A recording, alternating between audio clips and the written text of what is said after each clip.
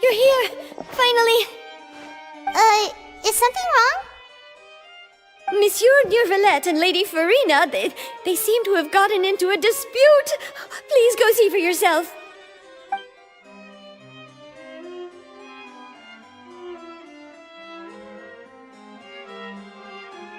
Like I said, I've already explained everything! And yet the problem has not been properly solved. There is little space for excuses between us. It is not my intention to offend you, but please, tell me where you stand. You are the Hydro Archon Focalor, are you not? Look at this. This is a list of the victims from the recent Poisson incident.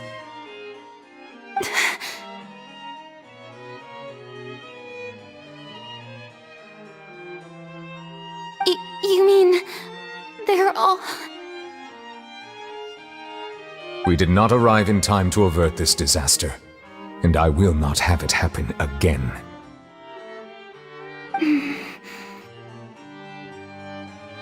I will say this once more. You must tell me everything you know. Yesterday, I found 3 stone slates in some ancient ruins near Poisson. Do you know anything about those? Seriously? You're questioning me like this is a court case now. I don't know anything about that. But you found them in some ancient ruins, you say? That's correct, which is why I came to ask you some questions. There should have been 4 slates, but one of them was missing. The other 3 featured different images that seemed to correlate to the prophecy. The prophecy? The second of these slates depicts the previous Hydro Archon Egeria kneeling before a floating island in the sky, as if confessing something. Do you know nothing of this either? I don't. I've never seen such slates. I'll ask you again. Do you really have no information regarding the previous Archon? My deciphering of the slates indicates that the Hydro Archon Egeria once had to confess to, or apologize for, a certain sin. If anyone would know about it, it should be you. All gods don't have the same secrets, you know. She was herself and I'm me. Is it really so strange that I know nothing? I understand your concerns, but I'm sorry. I just don't have anything to tell you. Forgive me for saying this now, Lady Furina, but I have long known of your various secret investigations into certain matters. There are several indications that you have been investigating the prophecy on the sly. This is not strange in itself, considering that you are the Hydro Archon. But it is strange that you should also claim to not know any of Egeria's secrets, as well as do nothing following your inquiries. You have never been as superficial as you have presented yourself to be, nor are you a fool. And yet, your behavior is very inconsistent.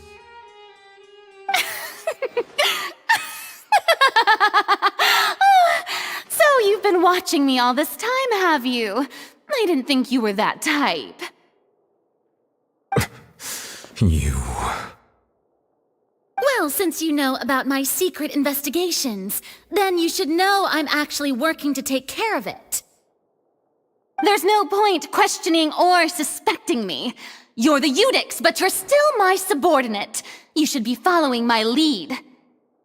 Just trust in me, your Archon, and do as I say. Never mind whether you can truly convince yourself to or not. It'll all turn out fine. That's all I have to say. We do not discuss this matter again. Oh, the opera's about to start. Toodles!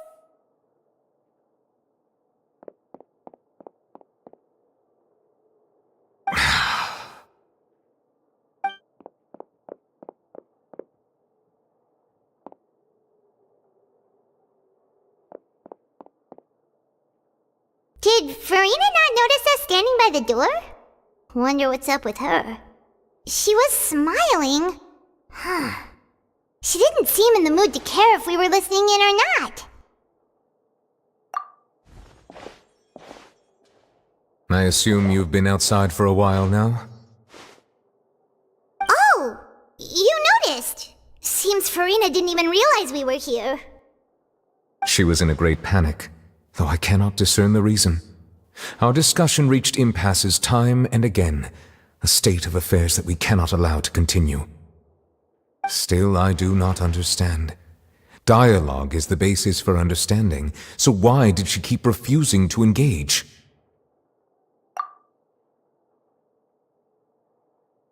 Everyone in her inner circle has noticed that she is hiding some secret. The issue is her attitude. I fear that she will not reveal anything unless absolutely forced to. We may have to create a situation in which she will have no choice but to speak. Oh? Like what? Normally, people will only reveal the truth when standing trial. Perhaps we must have the Gidro Archon experience just such a scenario. But Furina's seen so many trials, and she's really good at dodging questions. How do we make sure that she won't just slip away at the first chance she gets? We will need to consider this thoroughly, join forces with various parties, and then do what we can.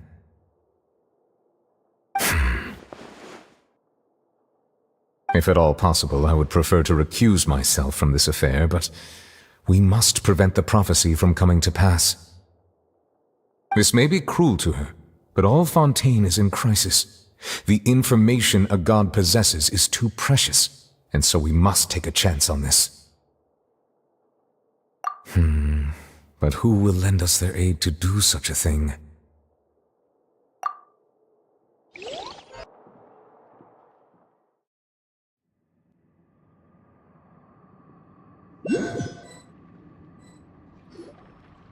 Well, that's everyone, huh?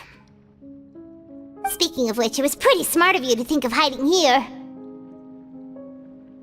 Poisson was just involved in a disaster, so it's presently devoid of people. That naturally makes it the best choice. And here you are drinking tea like it's the most natural thing in the world, huh? That's what families should do.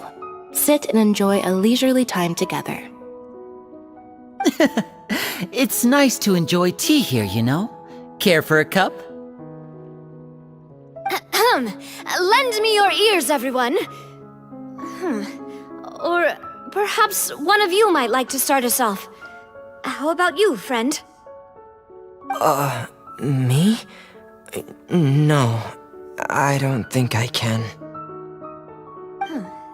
Then, how about you, good sir? I fear that I will cause the mood on this boat to become as somber as it is in court. Well then, I guess we're lucky we've got a local like me to organize things. Wonderful, the spotlight at last. I guess I'll be facilitating things from here. That was a little long-winded, don't you think? Oh, you might be right. Anyway, to cut to the chase, our friend here, the Traveler, has brought us together to discuss something. As for what that is, well, let's start by saying that we'll be pooling our efforts together to create a series of traps. Oh, how intriguing. Well, it's just an expression, really. One that I just learned from Chlorand, and used on the spot. So, let's invite her to explain in detail. A round of applause, please.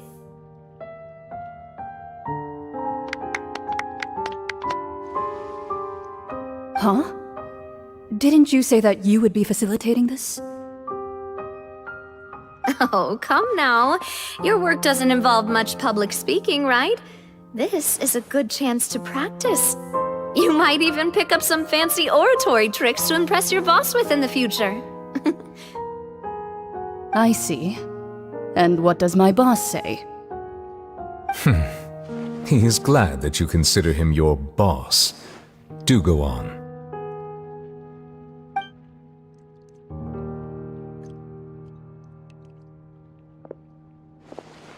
In that case, do any of you have experience hunting? Not that I recall.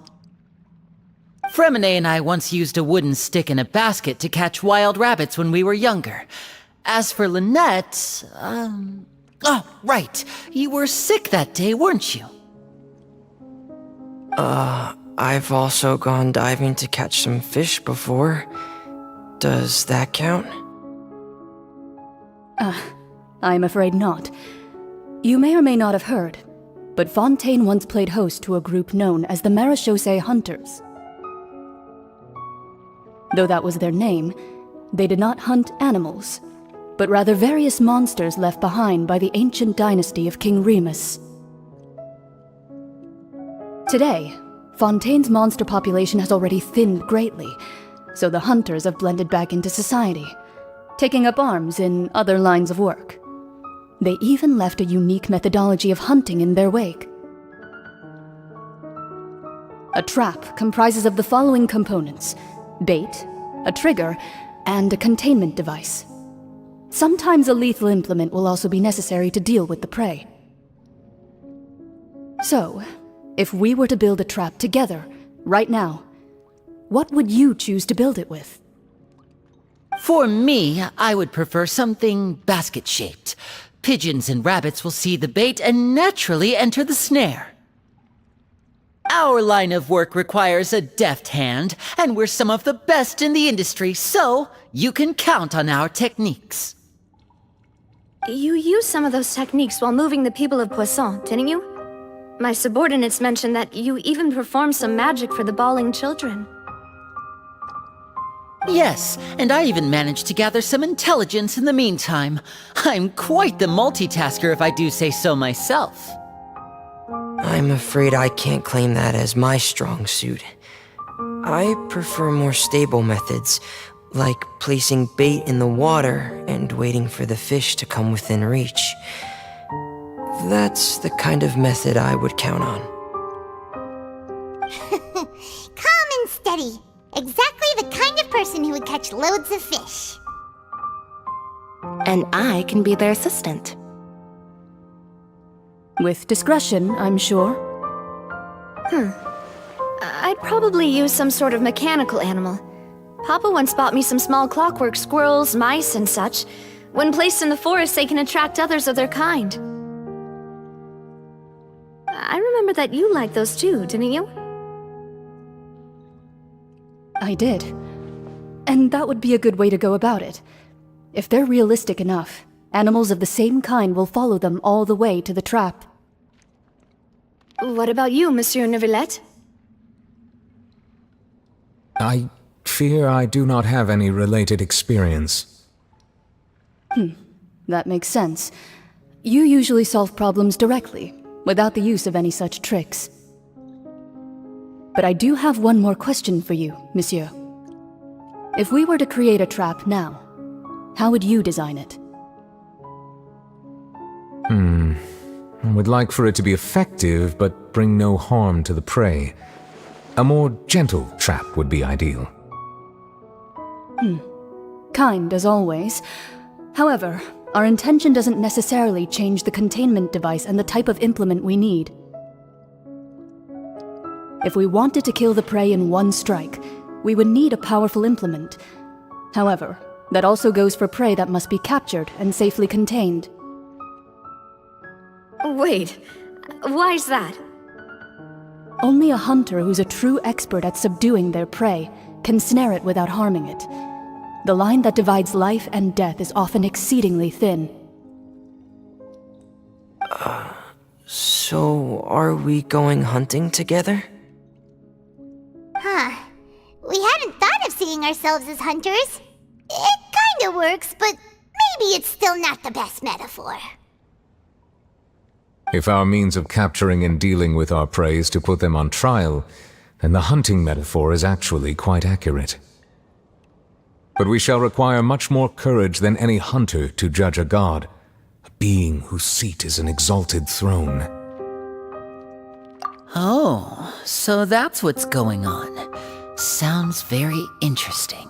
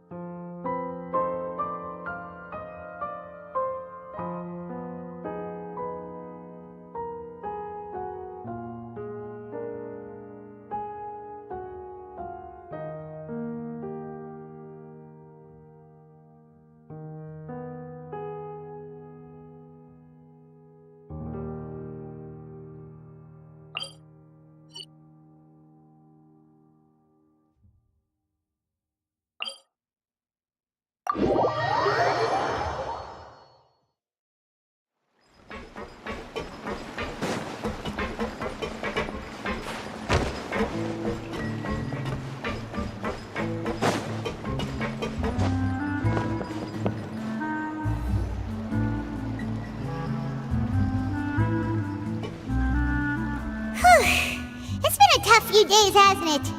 So much has been happening. Paimon didn't think the meetings would go on for so long, but everyone seemed pretty fired up, huh? Paimon thought they'd be at least a little frightened. Well, Fremine was, now that Paimon thinks about it, but everyone else just looked a little surprised. Well, it's hard to say. Paimon doesn't have any experience with this sort of thing. But with you around, Paimon sure will do great. After all, you're the most reliable person in the world, aren't you? Huh? Did you just pour some tea? Paimon didn't notice you doing that at all. Then what's that? Paimon's never seen that cup before. Don't be frightened. I'm just joining you two for tea. I merely refrained from saying anything till now. Who's that voice? But there's no one here. What a strange conclusion. But also such an interesting one. You two make such a fascinating combo. And yet, even you feel confused. As such, I couldn't resist but come by for some tea and a chat. Consider me a passerby, just accepting a commission from my friend's disciple on a whim.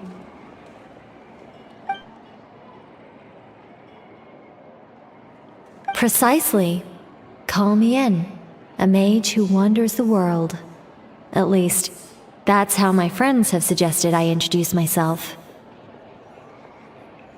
The prophecy. Yes, what has been prophesied will be fulfilled. You may view such things as the history of the future. What? Then is there any way we can stop it? People call such things fate, and it is written in the stars. It cannot so easily be altered. Ah, so you've caught on. Just as prophecies are usually only the future as seen from the perspectives of the gods, could things be happening in hidden corners, where the god's gaze does not fall? Are the things that you shall see different from the fate that the gods perceive? What is she talking about? It all sounds really impressive and important and stuff, but it also sounds kind of scary. I believe that you understand, right? Some things are insignificant, but others, you must reach out to change. Ultimately, fate shall serve as your only guide, no matter what will happen in Teyvat's future. All you need to do is to play your part. This was good tea, by the way. Thank you for your hospitality. Well, that'll be all for today. The voice. It's gone.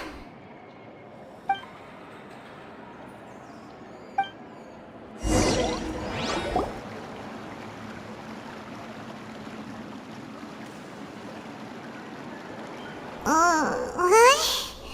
I want to hear someone talking. All right, coming. Hey, it's you who's getting lazy, okay? Well, I see I've walked in on some lively banter. Luna! Fine, just fine. I went to take part in that Steambird panel. It turned out to be more interesting than I expected. Not all Fontainians are pessimistic about this. One journalist mentioned that sitting around and waiting for the end to come would be wrong, and that they should make their own rescue preparations. I agreed, so we had a brief chat with her.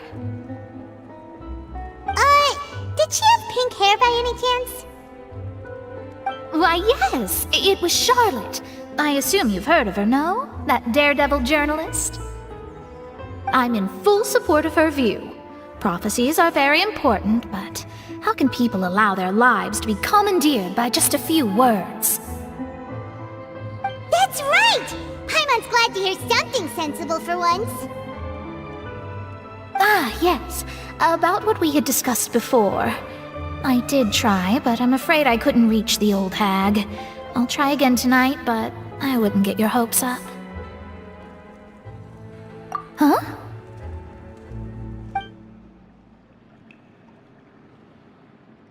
Goodness gracious.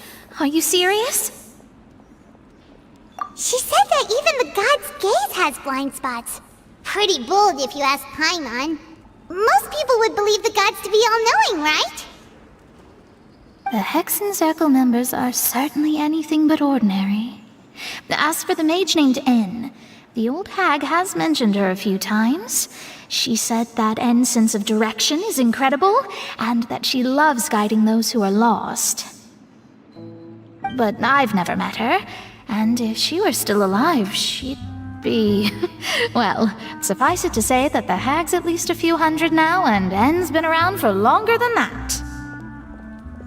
Whoa, the Hexen Circle sounds like a scary group. But they must really stay in shape to live so long. Their abilities alone are pretty terrifying. If she came to see you personally, then the problem you're facing must truly be of great importance. Well, it's not like Paimon could understand anything she said. Yes, she was quite cryptic, but I suspect she means that there is still a way to turn things around. She didn't say when or what that would be, though, so... perhaps it is something that you cannot know right now.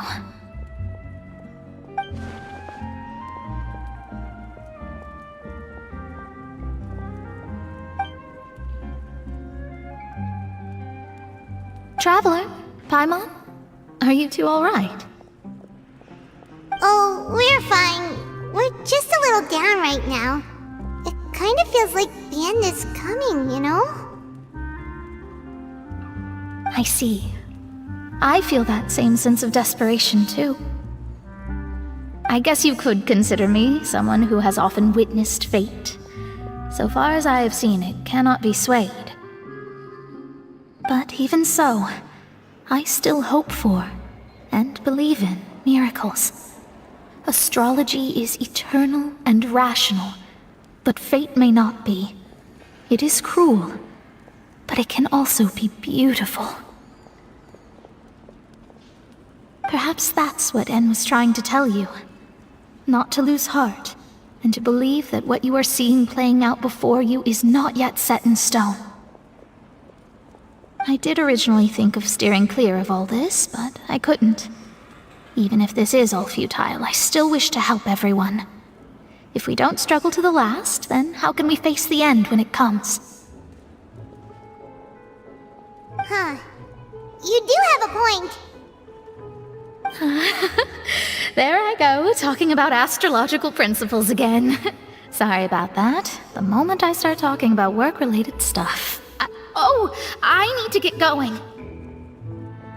It was worth trying to comfort you, even if only a little.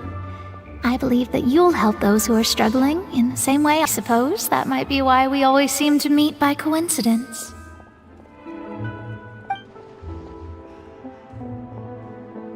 Paimon feels kinda moved by what Mona said, but also kinda sad too. Hey, Traveler, Paimon suddenly feels like going outside for a walk. Let's go! Let's walk around the city, shall we? There's a few spots we always like to walk by.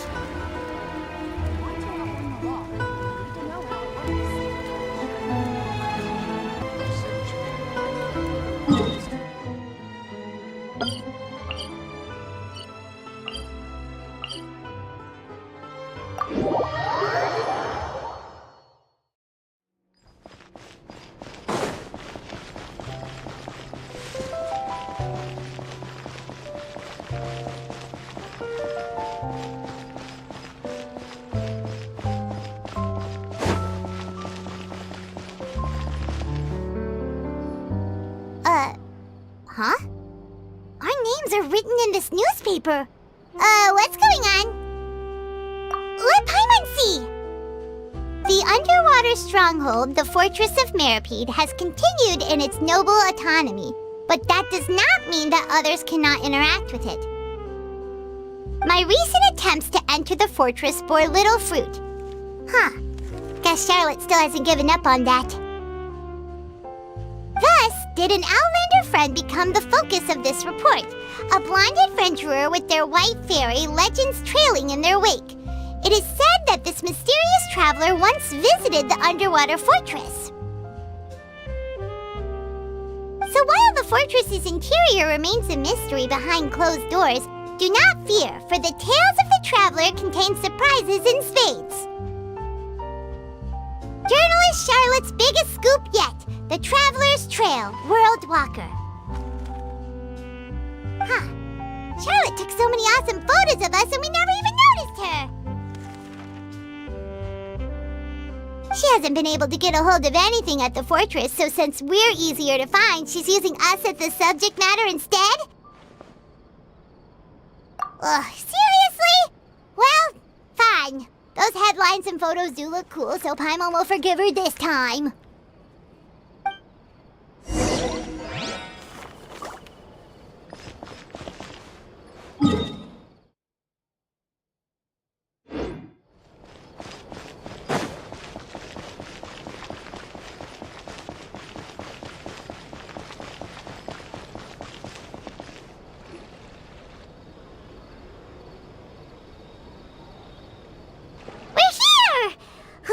Paimon's hungry. Should we go in and get something to eat?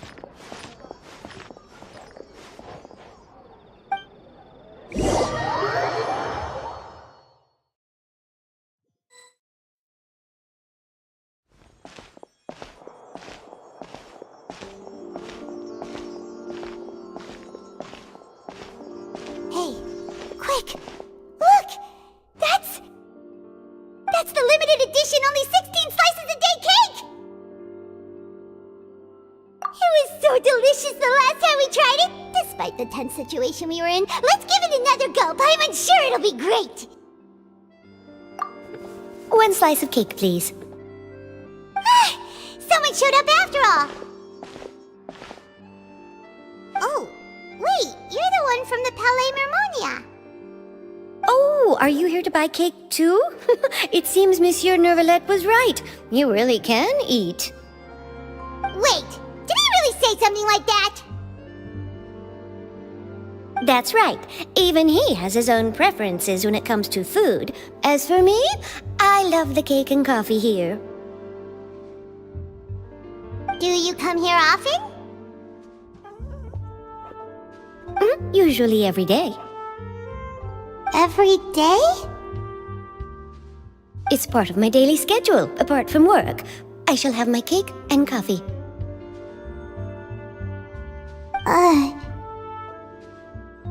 Then what if someone told you one day that this place would be closing soon, and you wouldn't get to eat cake here anymore? What would you think? But why would it close? Well, Paimon doesn't know either, but maybe the waters will rise tomorrow. You know, like in the prophecy. Oh, the prophecy. To be honest, I haven't paid much attention to that. No, still, even if there'd be no more cake tomorrow, that wouldn't keep me from having some today. No, it's the same for eating in general. You might not be able to eat tomorrow, but if you can do so today, then you should carry on. That's what people call living, you know. Huh. Don't be sad. Excuse me, could I have 2 more slices of cake to go? These 2 slices are for you. Sijuin said that this kind of expression you're making is what humans call being sad. Oh, you know Sijuin? I sure do. She was born before me, and she sometimes comes to the surface to teach us things about humans. She said that humans are creatures that are saddened easily, yes, and you can only lift their spirits by feeding them delicious food. So please try the cakes here. I've got something else to do, so I'll be going now. You two try to stay in a good mood after eating, all right? Bye!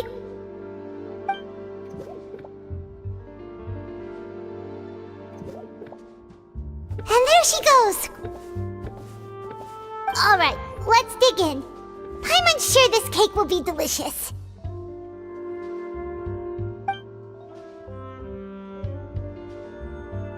It's more delicious than last time! And the flavor gets even better with a sip of tea. It sure would be nice if we could come again tomorrow. Sure would be nice if we could always eat delicious food here.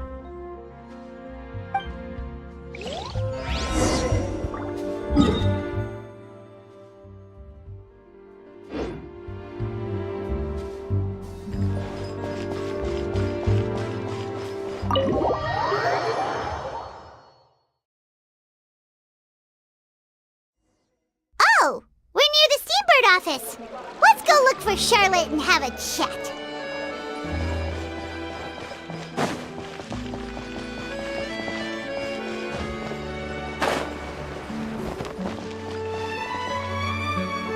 Wow! If it isn't the Traveler and Paimon! Oh, have you seen the article I wrote about you? Ha! You've got some nerve! You just used us to make some quick mora! Oh, you needn't worry about that. I heard that you were in Poisson some time back, so I sent you a letter to discuss just that. It appears you didn't receive it, though. It's all right, though. I've set aside the amount intended for you. I've even set the table with some food. Really? Oh, you're the best! You're almost a little too easy to win over, Paimon. If I were a journalist with ulterior motives, you'd be in trouble now, you know. Oh, Paimon knows you're not like that. Still, what brings you here all of a sudden? Were you looking for me? A friend of ours met you a while back, and when she mentioned it, we thought of coming to see you. Her name's Mona. Ah, so you know Miss Mona as well. She's a guest columnist for our paper. Really good one, too. She's so young and already such a brilliant astrologist. So she mentioned me? What did she say? She said that you're a real daredevil of a journalist. Nice. In which case, can this daredevil journalist dare to request an exclusive interview with the legendary traveler and Paimon? Huh? So your article in the paper today doesn't count? Oh, of course it doesn't. That was more like live photography. What I'd like to do is dive deeper and ask you to talk about the things you've seen and experienced. Yeah, are we even qualified enough? Why not? If I say you're worth an interview, then you're worth it. But not right now, of course. I'll need a few days to prepare. Oh, in that case, we'll just chat when you have the time then? Oh, so that's a yes? Ooh, splendid! I'll tell the editor-in-chief immediately. I'll have to apply for lighting, a venue, some props, and... Whew, so much to get done now. Talk to you later. Wait, Charlotte, Paimon's still got a question for you. And what's that? If, just for example, Fontaine were to be flooded tomorrow, what would you do today? Huh, that's the prophecy you're talking about, isn't it? I mean, I do hear about it often, but I've never once thought that the day could be tomorrow.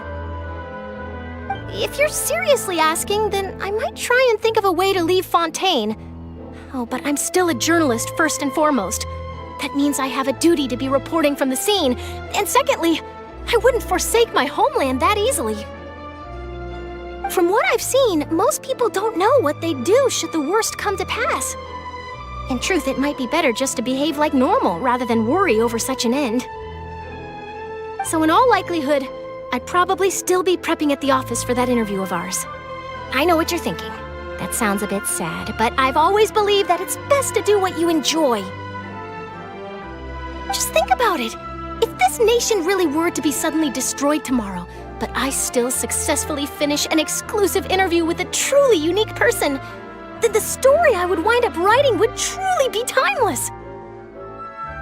And then do you know what I'd do? Well, I'd write that story, send it for printing, and use messenger pigeons to get copies out to the various nations as soon as possible. I'm not a dreamer, nor am I a workaholic, but I do love my job, and I'd be proud of leaving such an article behind. I guess you could say that I was born to be a journalist. But anyway, that's my answer. And on that note, I'll get back to my preparations. That's so nice. All of a sudden, Paimon actually kinda envies her.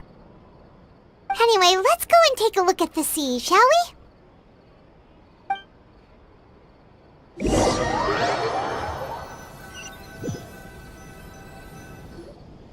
The sea breeze and scenery can be a pretty soothing combo, huh?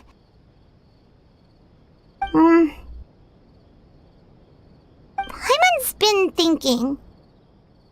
If it wasn't Fontaine, but all of Tevat that would be destroyed tomorrow, where would we go and what would we do? No, Paimon should ask, if you could choose, what would you like to do?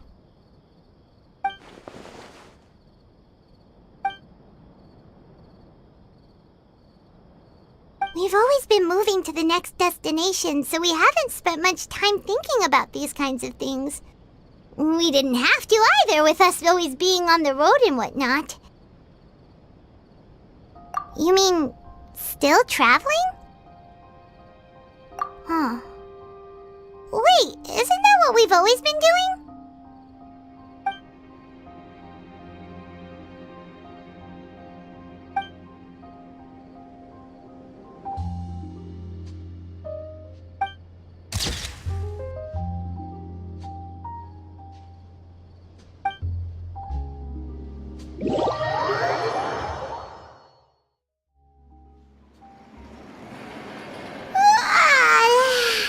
Feels like you'll grow mold if you stay here long enough.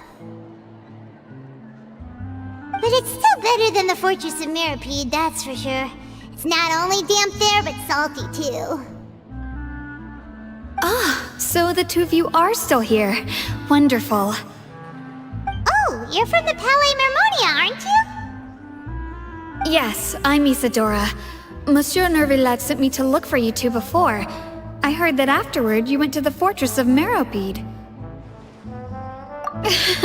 Not at all. I'm well aware that you're friends of his. Actually, I'm here to pass along a message from him. Yes, inside the Opera House. The Maréchaussée Phantom has declared the incident a small-scale riot. A riot? Well, that said, I don't personally think it was that serious. Lady Furina was watching a performance at the Opera House, and while she was resting during an intermission, some other audience members suddenly started harassing her, loudly accusing her of doing nothing about the prophecy crisis. And before she could respond, others started to join in. The crowd continued to grow, and protests against the Gidro Archon started to break out. So people have started to put the blame on Furina. Guess they finally found an outlet for the pressure they've been under due to the prophecy. I agree. People will naturally rely on gods, as is customary.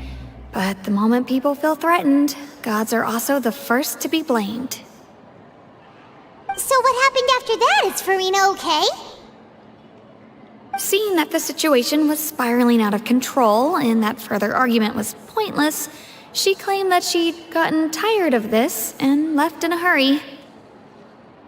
The Maréchaussée Phantom had their hands full maintaining order and did not catch where Lady Furina had gone.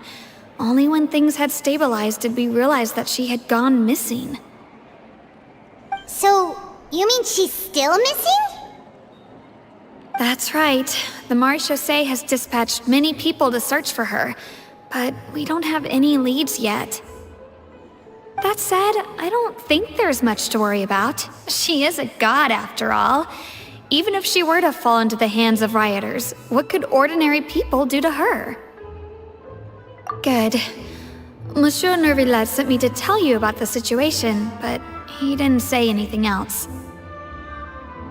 Don't worry, this is more than enough to go on. Thanks for keeping us informed. Ah, is that so? Well, alright then. In that case, you two take care. I'll be heading back to the Palais now.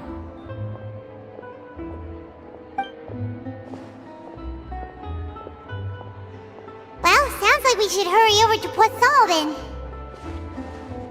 If we know Furina, she won't try to fix things in this situation. Instead, she'll look for a place to wait out the heat. And, as we also know, she may be loud and dramatic, but she doesn't have a heart of stone. When Nervillet was talking to her in the Palais Mermonia, and she heard about Poisson, she couldn't hide her sadness and remorse. It would be hard for her to ignore being accused by the public today. Paimon thinks Furina's probably taken the opportunity to slip away to Poisson and try to relieve the sense of guilt that she's feeling. Huh! Well, what do you think? Paimon knows the answer, of course, but Paimon can do the analysis to back it up, too. Cool, huh?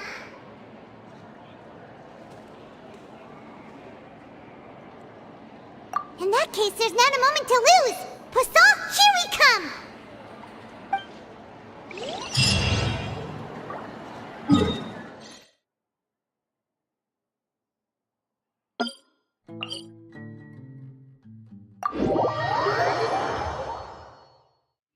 This place looks deserted. Guess all the survivors must have evacuated already. All that's left here are signs of devastation. Could Furina really be here? Let's try to find her as soon as possible.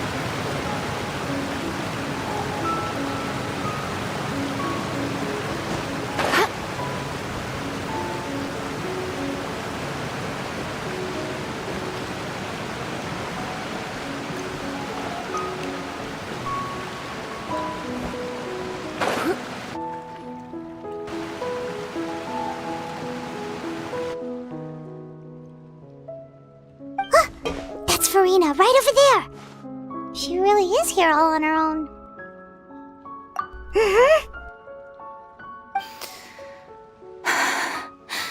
Should I just give up? This is all meaningless. What was meant to happen did happen after all. Everyone's dead.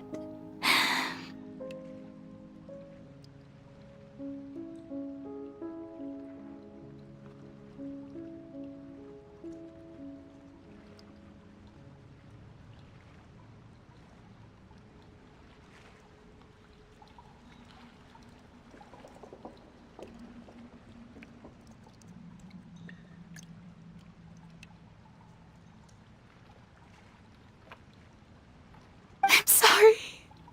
I am so sorry. Give up, Furina. There's no point in holding out.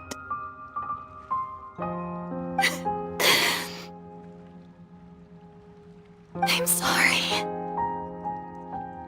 But what can I even do other than to repeat meaningless apologies over and over? Who's that? Don't worry, Furina, it's just us.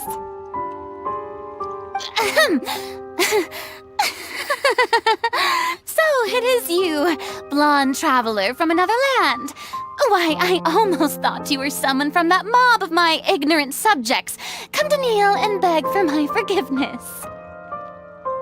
Furina, you were crying just now, weren't you? The tear stains on your face are obvious. What do you mean, tear stains? Oh, I remember. The show at the Opera House earlier this morning was so moving. I'm still trying to process it. Who did that uncivilized rabble think they were, disturbing my enjoyment of the arts? They even dare to tout their Archon! I must teach them a lesson. I can just imagine their twisted and frustrated faces once they realize that I'm nowhere to be found. Oh, and I'm sure Nouvellette and those people from the Maréchaussée Phantom are freaking out right next to them, too.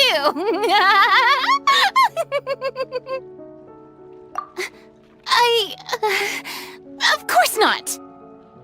Hey, there she is! The Hydro Archon's over there! Quick, after her!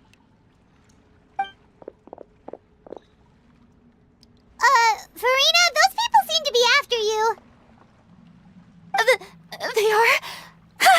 They're just some rabid fans who want to cut the line because they haven't been able to meet me in person, aren't they?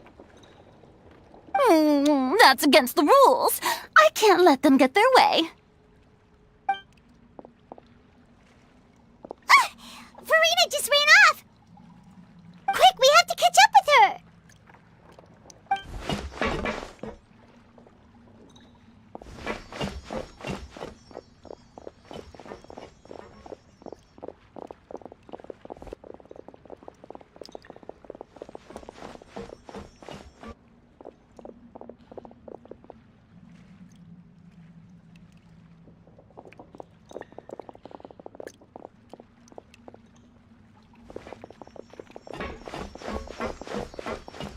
This should be the place, right?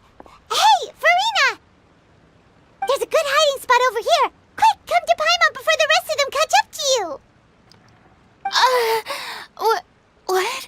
What is this place? Hurry, they're almost here! Fine. I suppose haste is warranted. Lead the way.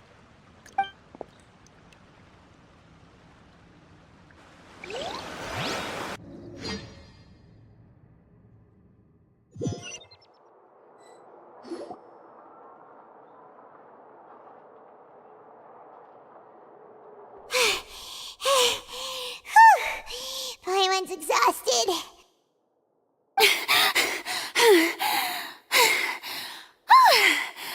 I'm so tired. I totally thought they had caught me. No, I merely gave in to the sheer enthusiasm they displayed.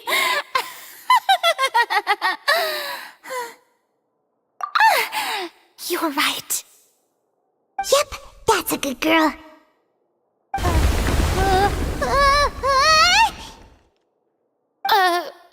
happening? The ground's shaking. Is it an earthquake? Yeah, a quake of this kind preceded the flooding in Poisson, didn't it? It can't be. It's happening again. Well, there's no need to worry too much about that. Novelette's made some emergency plans, so the evacuation should go a lot smoother this time. Yeah, I hope you're right. But the people of Poisson, they've already...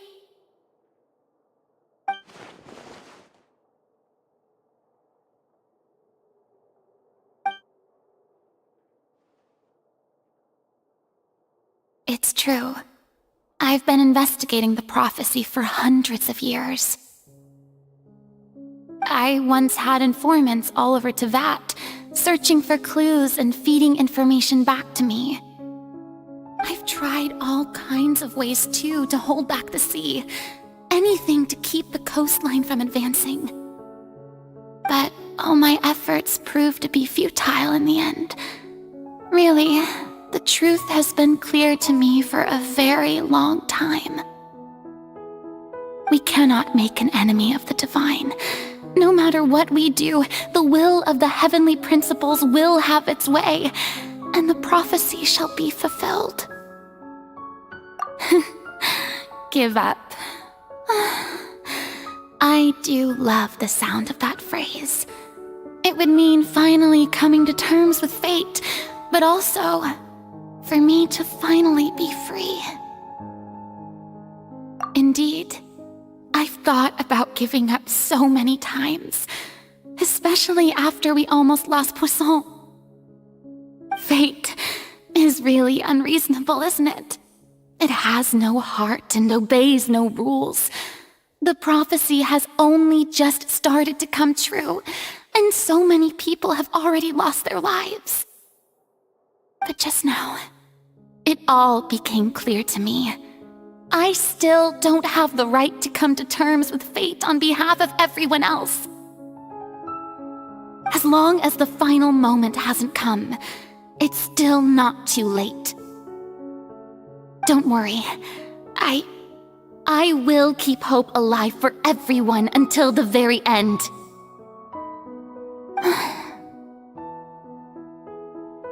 Well, that's enough for now. I got the impulse to play the stricken maiden, but honestly, considering my rank and station, that wasn't a good fit at all. Don't take any of what I just said seriously.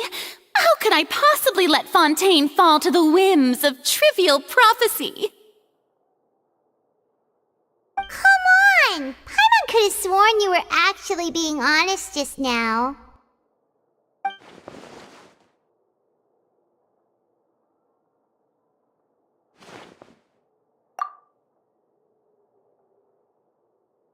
Share my burden. That's impossible. It was fated right from the start that this would be my duty alone.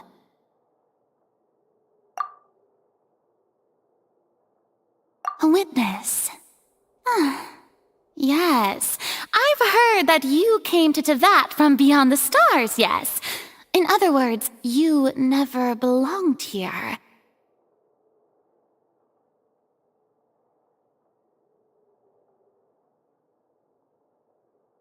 And if Teyvat is, in its entirety, a show on a stage, then you're just a spectator, aren't you? If that's the case...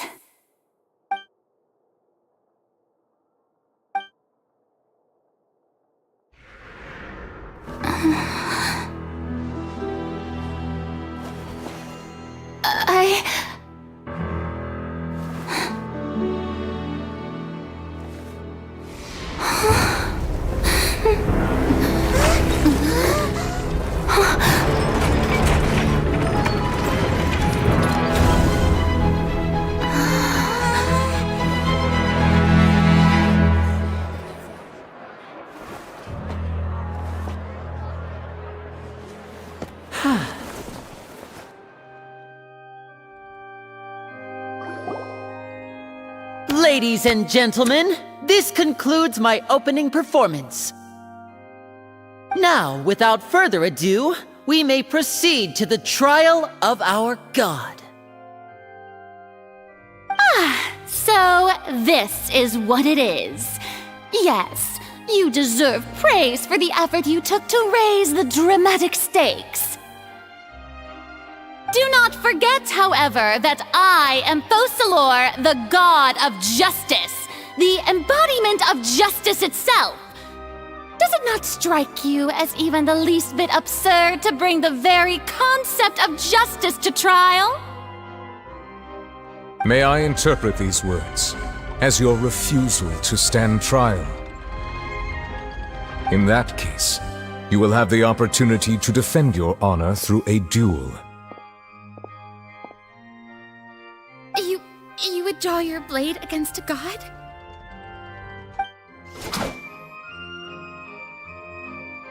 I see. It seems like you have made up your mind.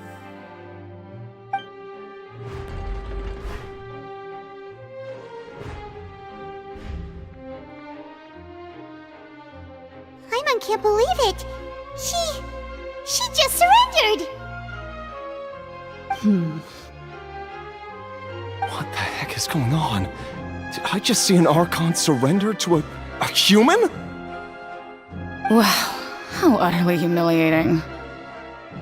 Lady Furinu, what is the meaning of this? It would seem that there has been a misunderstanding. To be clear, the raising of both hands is not always an indication of surrender. Looking for excuses again, huh? I raised my hands just now to indicate my acceptance of the trial. No duel shall be necessary. I will admit that I've been running away for a long time. I'm sorry, everyone. I was unable to protect the people of Poisson. It is my duty to stand trial for my crimes. You are not the only ones to be disappointed in me. I, too, am exceedingly disappointed in myself. But now, it is time for the Gidro Archon to show you her courage and resolve.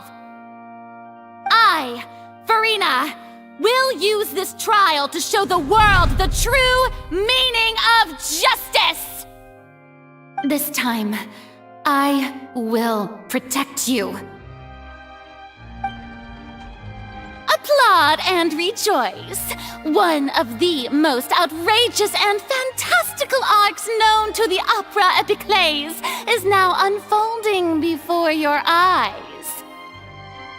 Mark my words, this shall be one of the most exhilarating and brilliant shows ever to grace the stage of Fontaine! The trial of the Gidro Archon, Focalor, will now begin! Woohoo! Oh, now we're making history! Why does it feel like Furinu just took over the whole thing? Like, come on! Didn't she just get forced to stand trial for her crimes? Also, even though she's still acting super dramatic, she is taking this seriously this time, right? All right, then. Who will be my opponent in this trial? The court asks the prosecutor to please take the stand. Is that so? Very well. Then please speak, witness of Tivat, my accuser and fated opponent.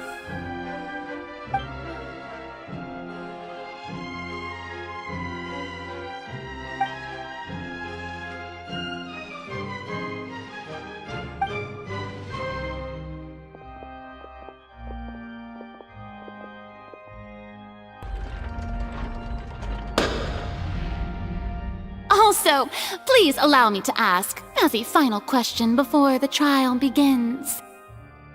Just how much work did you do to force me onto this stage? Well, We did do a lot of prep after the meeting that day. I can go over the tasks assigned to the Spina di Rosula, since they were rather straightforward and easy. Navia, the president of the Spina di Rosula. Most of the people who participated in the disturbance this morning were my subordinates.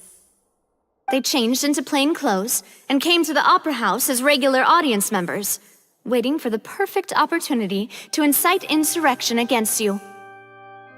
The people's resentment against their Archon has been building as more and more of the prophecy is fulfilled. A spark was all we needed to turn smoldering anger into a flame.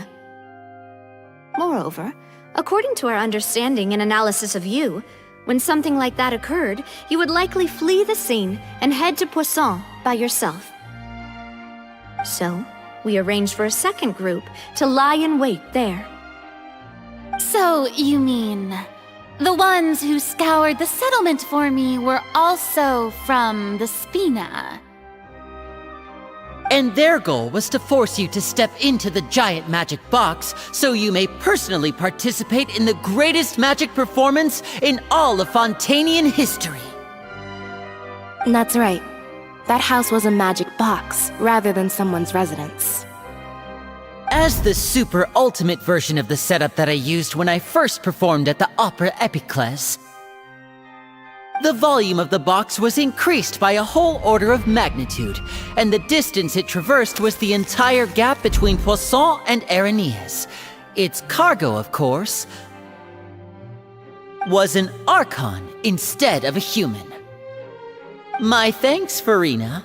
Without your help, we could never have pulled off such an extraordinary performance. You're welcome? Of course, this performance was only made possible with Father's support. The House of the Hearth spent a massive amount of labor in Mora to pull this off. We had to select a location, construct the giant magic box, dig a tunnel, and open up a path through the water. It was a lot of work for all of us. So, in other words, the earthquake that we felt within the giant magic box was just a normal tremor from the transportation of the whole house? That's right. It wasn't a sign of another disaster to come.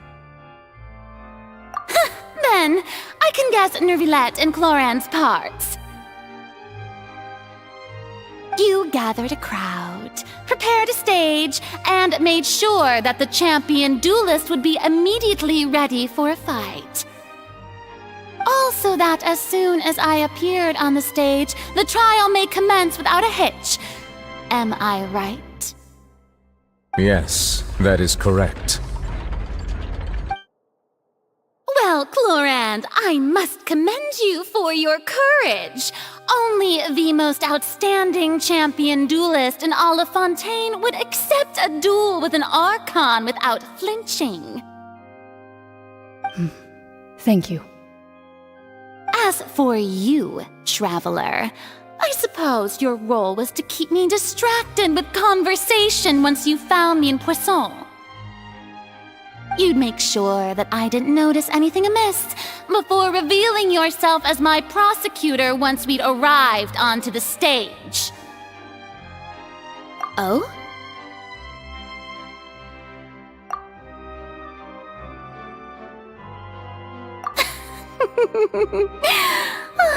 Is that so? Then I suppose I must have missed my final chance. It's fine. It matters not. What's done is done. The stage is already set, so there's no reason to disappoint the audience. Let's see this trial through to the very end.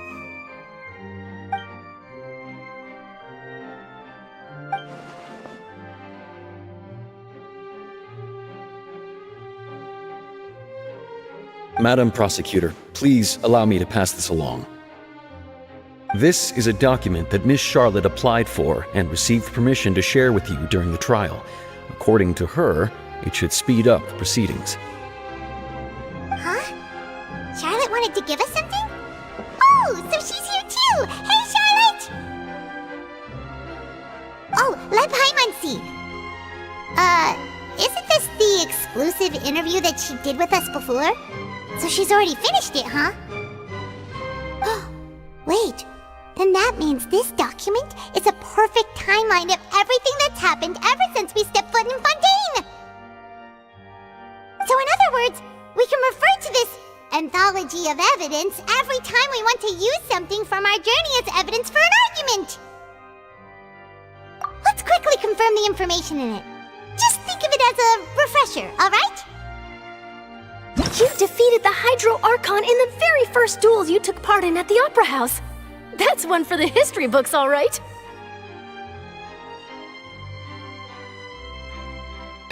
I didn't think that you'd wind up getting to the bottom of the case I'd been following all this time. I guess you could also see this as a happy coincidence. This is the first time Monsieur Neuvillette had a difference of opinion with the Oratrice. Even the Hydro Archon can't figure it out. A Fatui Harbinger. She's an extraordinary person. Her instinct must mean something. The fortress of Meripede was almost destroyed in a single day. That I didn't witness that scene personally will always be a source of professional regret, I think. According to Monsieur Neuvillette, both Child and that whale should have been in the primordial sea at that time. I nearly lost my awesome friend Navia. To be honest, that still gives me shivers. The words of someone as extraordinary as a witch can probably only be truly understood when something surreal happens to you.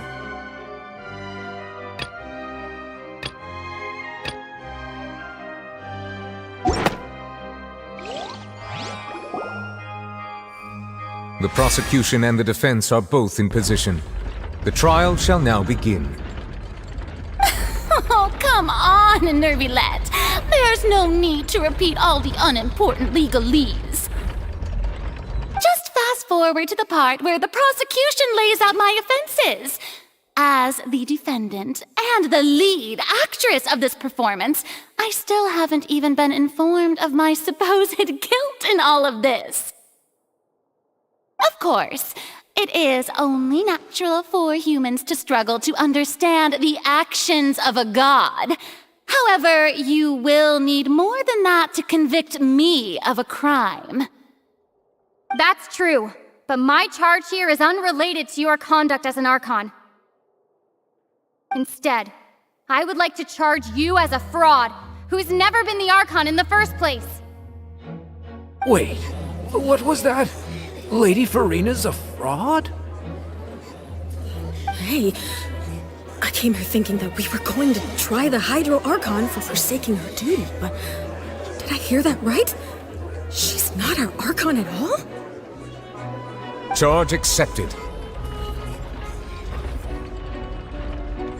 Lady Furina, do you plead guilty to the charge? Lady Furina. I plead not guilty. How can I be guilty?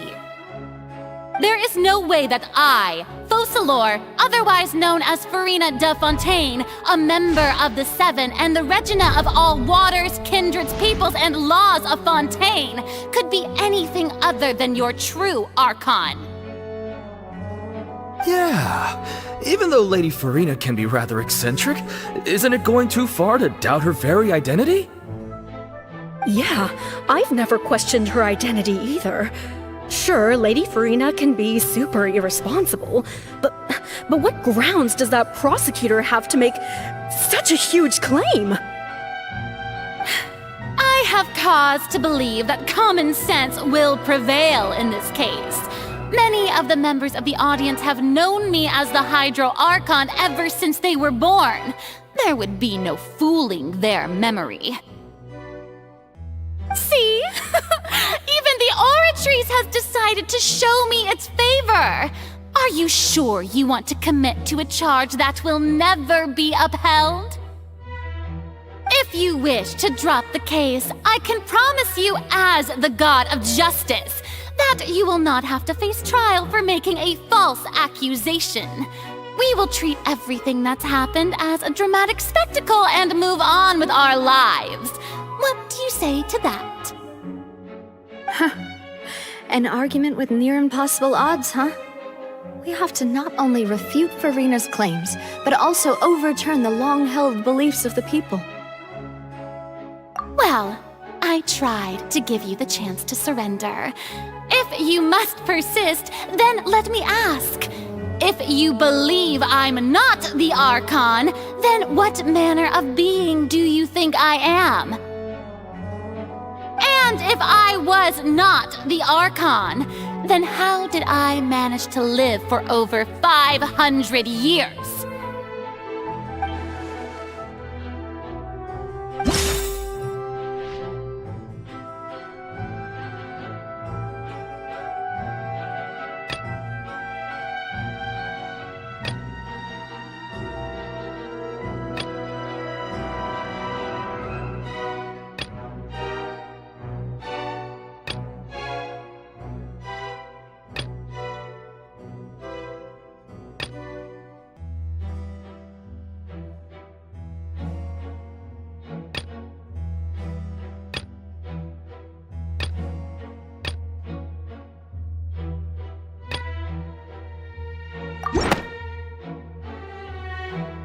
That doesn't sound right. Paimon doesn't think this clue can be used as compelling evidence to build our case.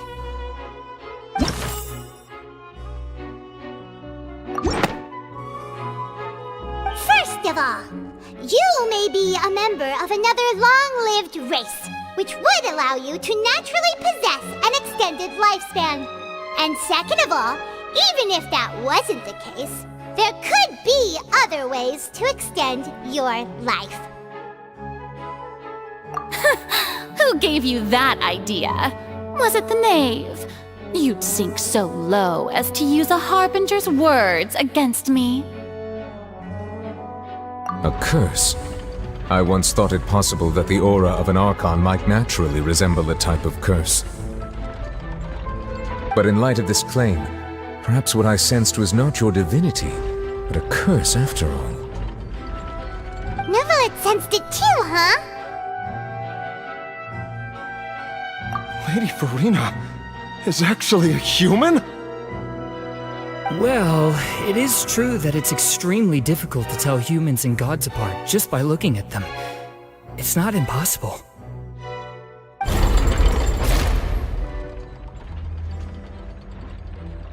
Well, don't start celebrating too early now. Even if I have been carrying a curse like you said, how does that prove that I am merely a human being?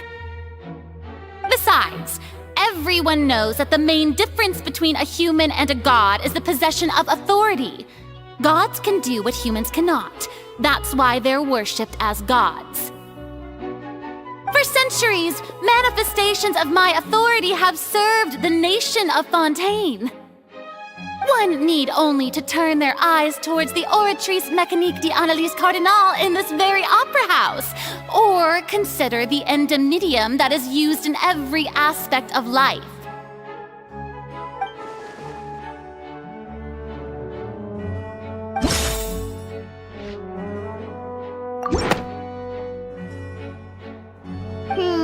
That doesn't sound right. Paimon doesn't think this clue can be used as compelling evidence to build our case.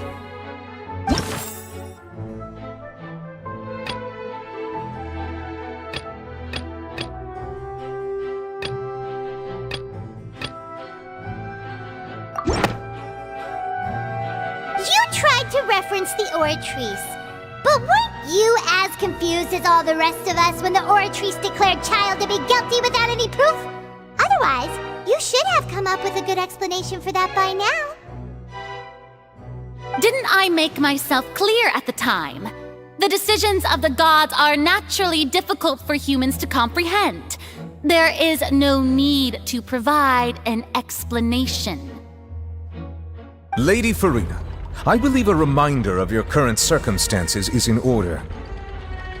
While the court is in session, the principles of justice and the law must come before all else. While you are an Archon, you are also first and foremost the defendant in this trial.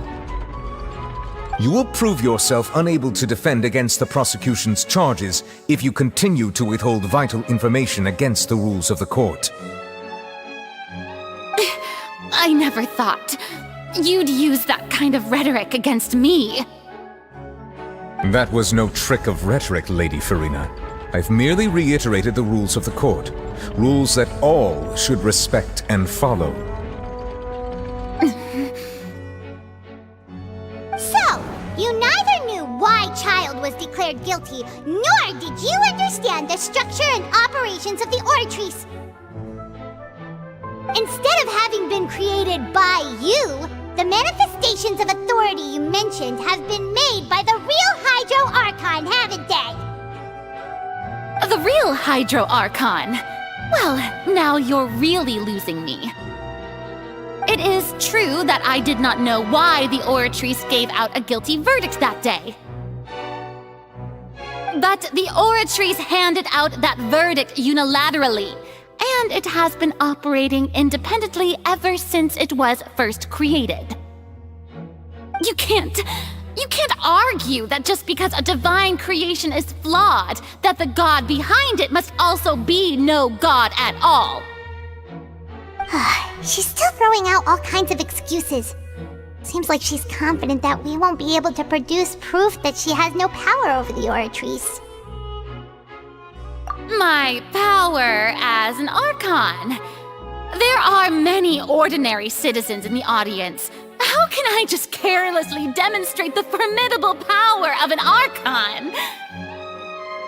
If that poses a concern, I'm prepared to extend my protection to the audience. You don't need to go that far.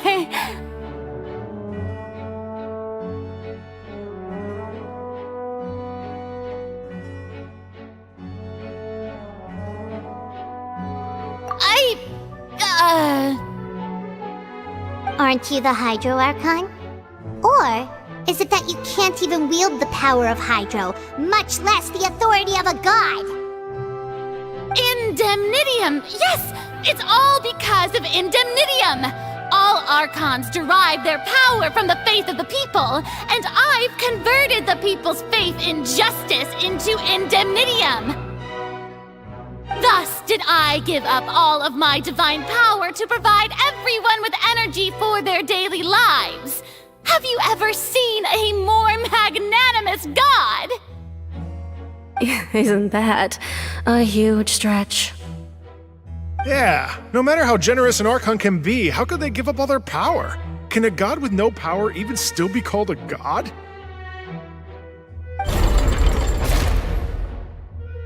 It seems like nobody's buying Furina's excuse. Hey, come now, everyone! Please don't stare at me as if I was a liar! I'm still the same Furina you knew, right? The one that you loved! Shouldn't you want to believe in me? Please? You've got to believe me! If what the prosecutor said is true, she really has committed a grave offense. Did she deceive all of us? And all of our parents and grandparents too? And then all of our ancestors? Ever since they were born? Enough! That's enough! Tell me then, if I'm not the real Hydro Archon, then who is? If you have no evidence of another Hydro Archon's existence, nor can you find anyone who can back up their claim to be such, then what grounds have you to say that I'm not actually the real deal?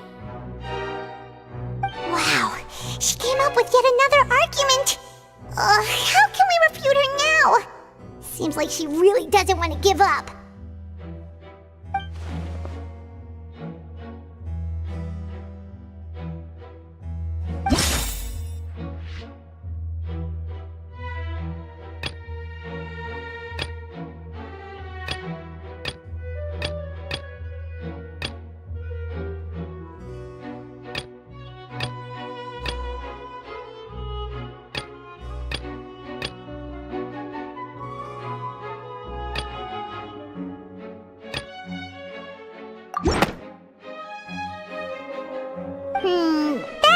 doesn't sound right. Paimon doesn't think this clue can be used as compelling evidence to build our case.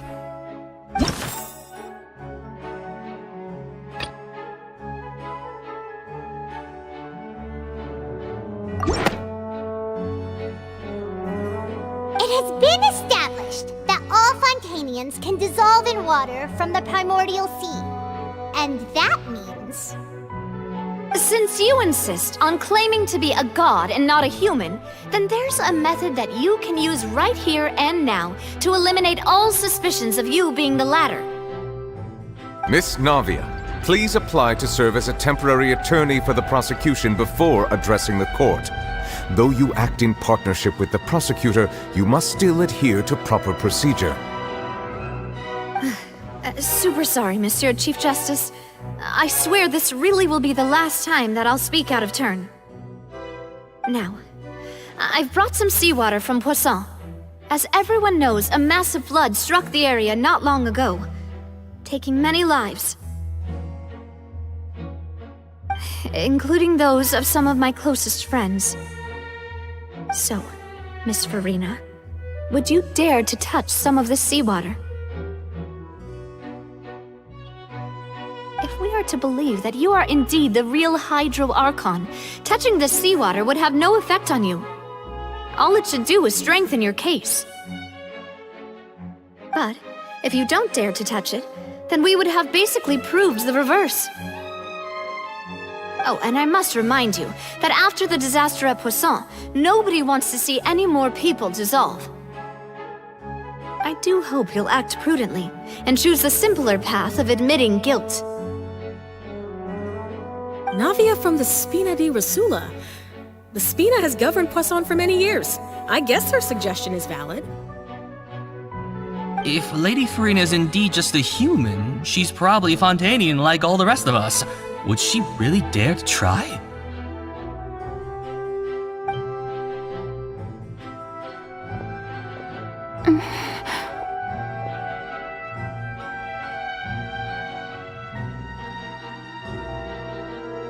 Lady Furina, this test has been unilaterally proposed by the prosecution.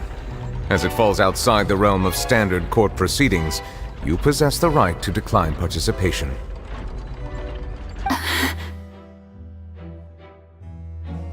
Well, of course he had to tell her that. But refusing to participate is basically the same as a confession of guilt. She's just staring at the water without saying a single word. It really does seem like she's quite terrified of it. That could only mean... What's going on? Is she really planning to... that's not what we thought she would...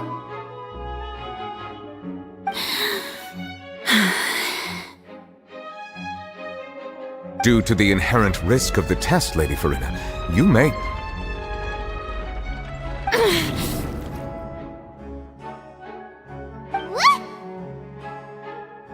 Hey!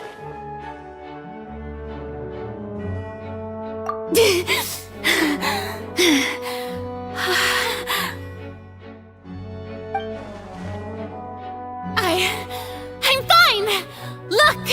Look at me, everyone! My hand is still here! I haven't been dissolved! Will you believe me now? I really am your Archon! I'm nothing like a normal human who would fall apart as soon as they touch this water! Really, was this not the most obvious thing in the world? Miss Siegewing? If you are present, Miss Siegewing, please come forward and attend to the defendant. Siegewing? Don't be nervous. It'll just take a few seconds. Let me see. That should be enough. Please announce the results of your evaluation to the court, Miss Siegewing. As everyone doubtlessly saw, Miss Furina was displaying symptoms of hyperventilation and flushed skin. These indicate that she was experiencing the adverse effects of exposure to primordial seawater. The extent to which she was affected is the same as other humans when exposed to primordial seawater of a similar concentration. Thank you, Miss Siegewin. Lady Furina, you may return to the defendant's stand. Oh wait, what did she just say? I didn't get dissolved! Shouldn't that be enough to prove my innocence? Well, considering your tendency to run from your problems, we did originally prepare a direct sample of the seawater around Poisson. However, after extensive discussion, we exchanged it for a sample that is not concentrated enough to dissolve an actual human. After all, on the off chance that something entirely unexpected might occur, we don't want anyone else to lose their life to the sea.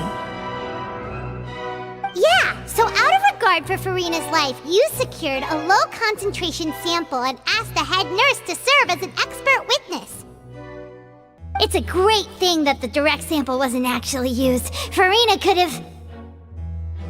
I can't believe... you...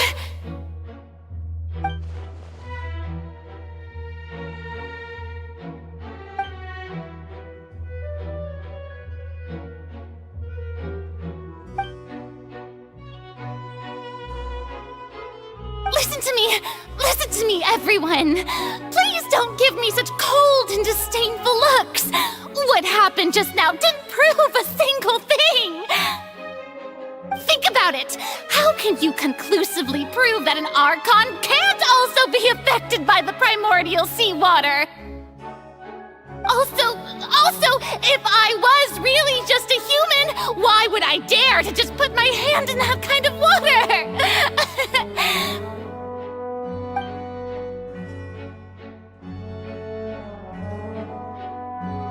Please, everyone, anyone, just listen to me! I swear, I really am your Archon!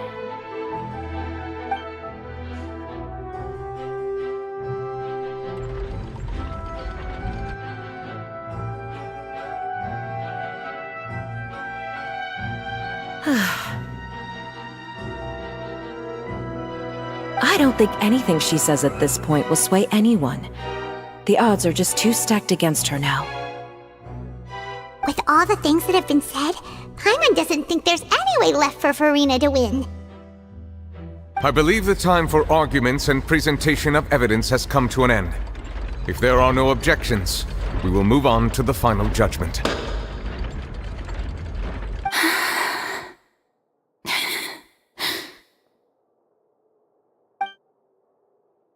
I don't think anything she says at this point will sway anyone. She's too stacked against her now.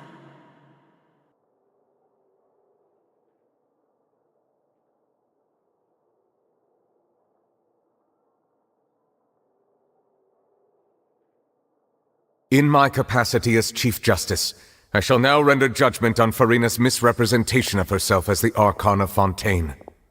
As a human who knowingly deceived her fellow citizens, Furina is... guilty.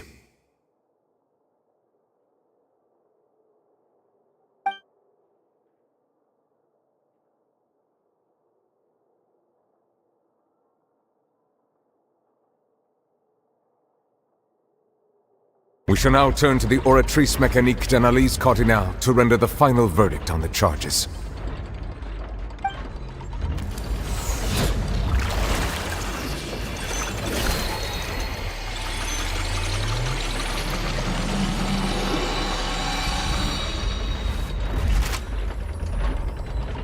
According to the judgment of the Oratrice Mécanique d'Analyse Cardinale, Furina is...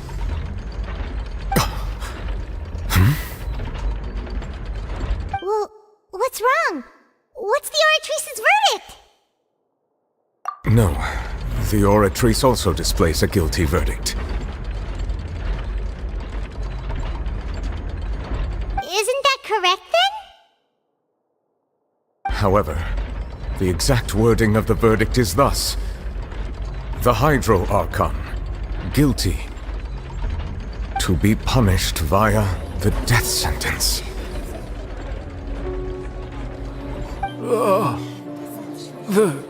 The death sentence? That's actually one of the available sentences? I've always thought that it was just a myth. The one and only time the death sentence has been handed out at the court, and it's been given to the very person we've worshipped as the god of justice? What an unexpected twist. Furina's been sentenced to death by the Oratrice? We just wanted to use the trial to show her the seriousness of things so she'd tell us the truth. How did things escalate this quickly?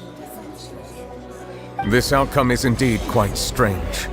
According to Fontaine's current definitions of justice, as well as its recommendations for criminal sentences, is this sentence really appropriate for the crimes that have been committed?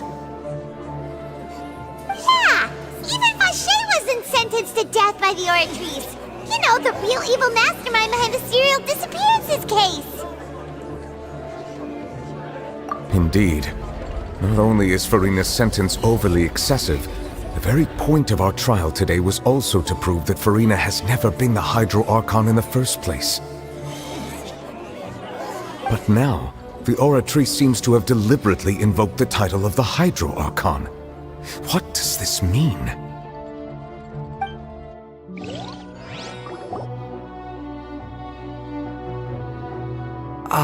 Excuse me, if I may interrupt. Is the trial still going? Fremine! Oh, you finally made it. I assume this means you've completed your mission? Mm-hmm. Any mission Father assigns to me will always be top priority.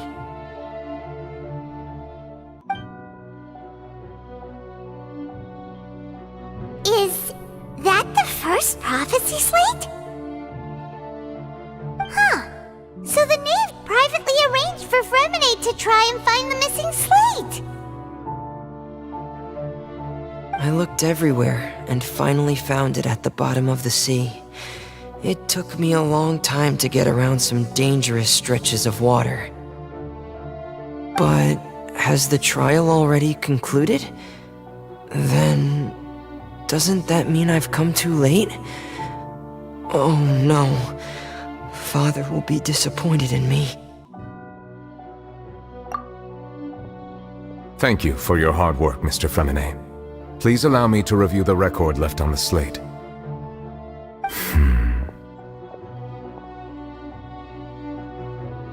Traveler, I believe that you have already seen the other existing slates, and would like you to come here and confirm their contents.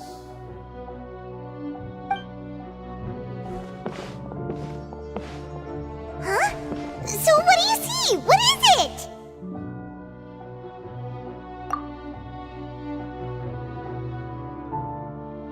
I believe I have now made sense of the Hydro Archon's crime. It has to do with Fontaine's lost history. Huh? Isn't the Hydro Archon just guilty of deceiving her people? Oh, wait, no, that's Furina, and we've already proven that she's not the Hydro Archon. So when you say Hydro Archon, do you mean the real Hydro Archon we've been kinda talking about? In truth, everything that you've encountered in Fontaine up until this point can be traced back to the contents of these stone slates.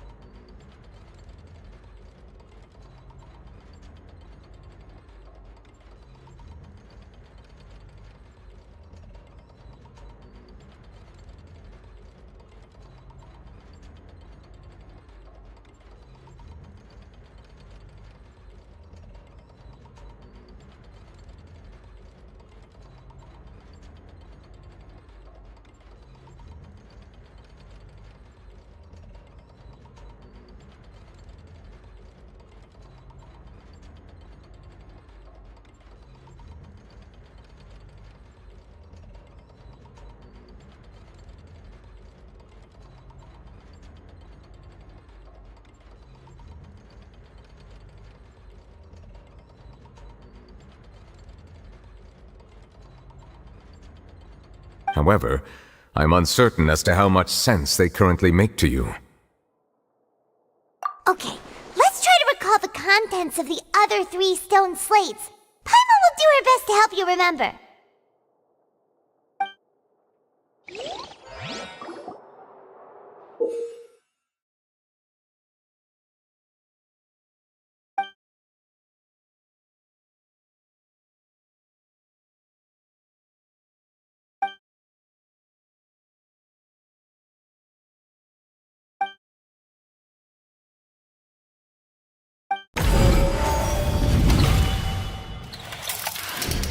The first stone slate describes what you just said. It seems to show the previous Hydro Archon using her divine power, and then the Oceanids turn into humans. Does that mean that Fontainians are transformed Oceanids? Oh, Paimon wasn't expecting that. But if Oceanids can turn into humans, then perhaps this process can be reversed as well. The second stone slate shows Celestia floating in the sky, and the Hydro Archon and her people worshipping it together. But the heavens still brought judgment down upon them. This must be the point when the Hydro Archon and the Fontainians were branded with their original sin. Does this mean that the original sin and the Hydro Archon sin are the same thing? The third slate shows the Hydro Archon sinking into the sea surrounded by many people. That reminds Paimon, didn't we also watch that happen to someone else? Well, the fourth slate is the prophecy the Fontainians have been talking about. People dissolving into the sea, the Hydro Archon crying on her throne, and so on. We didn't believe that such a crazy disaster could happen at first, did we? But after that incident, it was just a question of when and not if.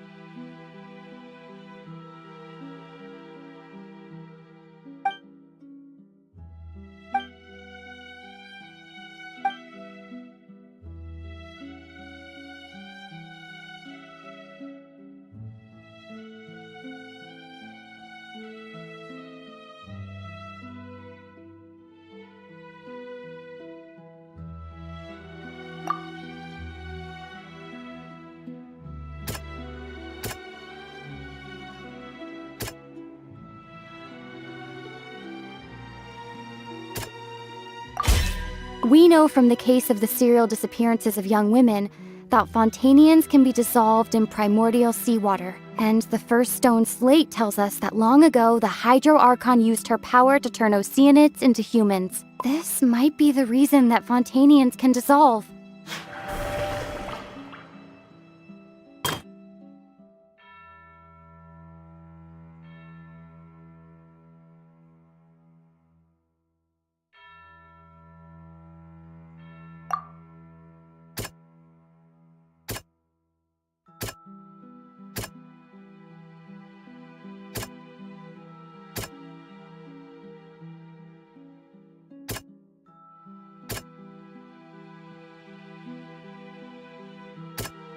That doesn't sound quite right. Let's think about this some more. Perhaps what is about to take place has all happened before. The true sin of the Hydro Archon that Nervilette mentioned, and the original sin cast down on the people of Fontaine by Celestia as recorded on the stone slates.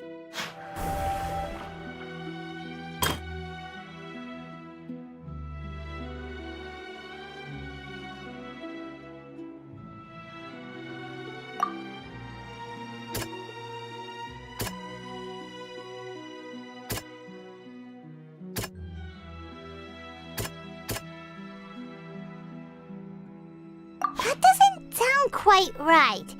Let's think about this some more.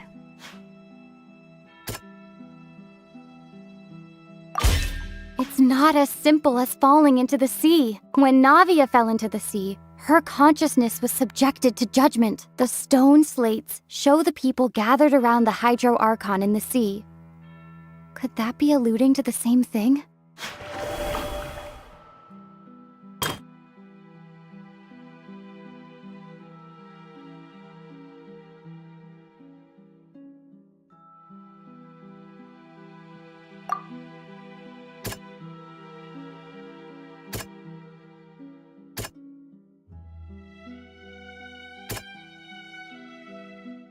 That doesn't sound quite right.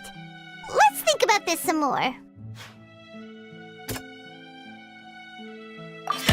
The prophecy from the stone slates found its way into society, but not many people believed it at first. The fortress of Meropide was nearly flooded with primordial seawater, which we know can cause Fontainians to dissolve. It seems increasingly likely that the prophecy may come true. If we hadn't dealt with it in time, things could have gone very badly. They'll dissolve into the primordial sea but won't cease to exist. Their essence will flow in the seawater, converge, and take the form of an Oceanid. The Hydro Archon was sentenced to death in court, shocking everyone present. Perhaps this means that her sin was actually Fontaine's original sin. Navia fell into the water inside those ruins, and she nearly dissolved. She was surrounded by the people of Poisson in a court within her consciousness, and was forced to take part in a trial meant to make her stay. The eruption of the primordial sea at the fortress of Meropide was the surest sign that the prophecy was about to come to pass no matter what. The stone slate's content can all be verified by recent events. If we combine what we know together, loads of truths should come to light.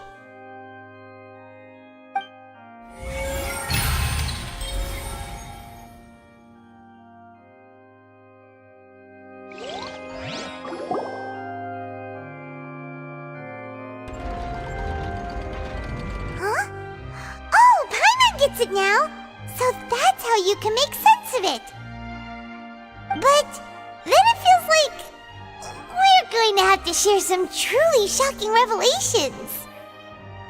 Let's hear them.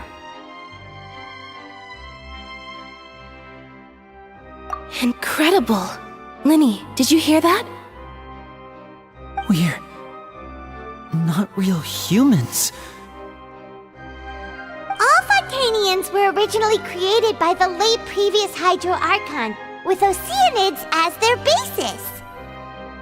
The evidence for that can be found in how only Fontainians could dissolve in primordial seawater, and how all the girls Vacher dissolved were also turned into Oceanids. Oh, and according to Navia, when she was about to get dissolved, she also saw everyone gathered around for a trial, all of them in the shape of Oceanids. Indeed. Yeah, and it follows from the content of the first slate that she probably angered Celestia by creating humans without prior permission. That could also explain why the Oratrice judged the Hydro Archon to be guilty. It's to account for that ancient sin. The Hydro Archon's true sin was creating us? And yet, after many hundreds of years, the Hydro Archon's creations have turned around to try to judge the Archon within the Opera Epiclese. The twists of history are often the most unexpected of all. Yeah, isn't the image here just like when Navia fell into the sea?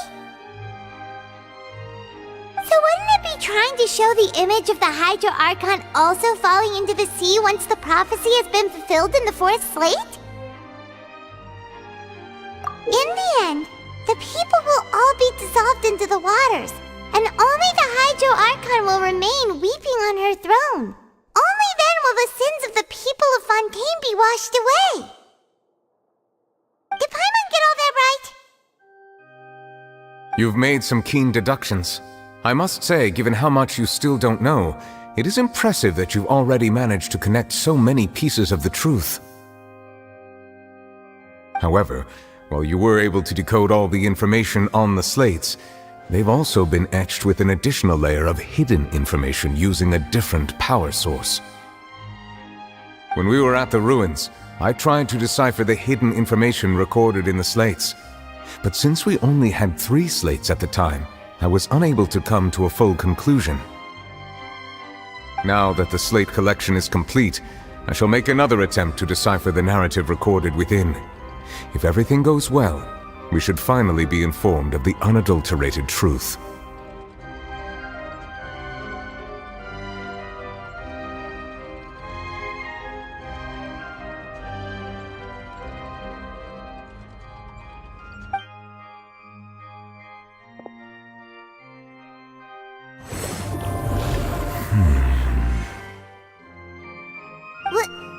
Well?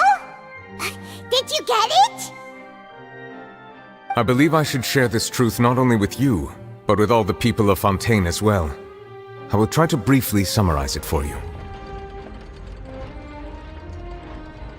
Your hypotheses regarding the origin of Fontainians and the sin of the Hydro Archon were both correct. In the Fontaine of old, the previous Hydro Archon sensed the yearning of her Oceanid familiars for life on land.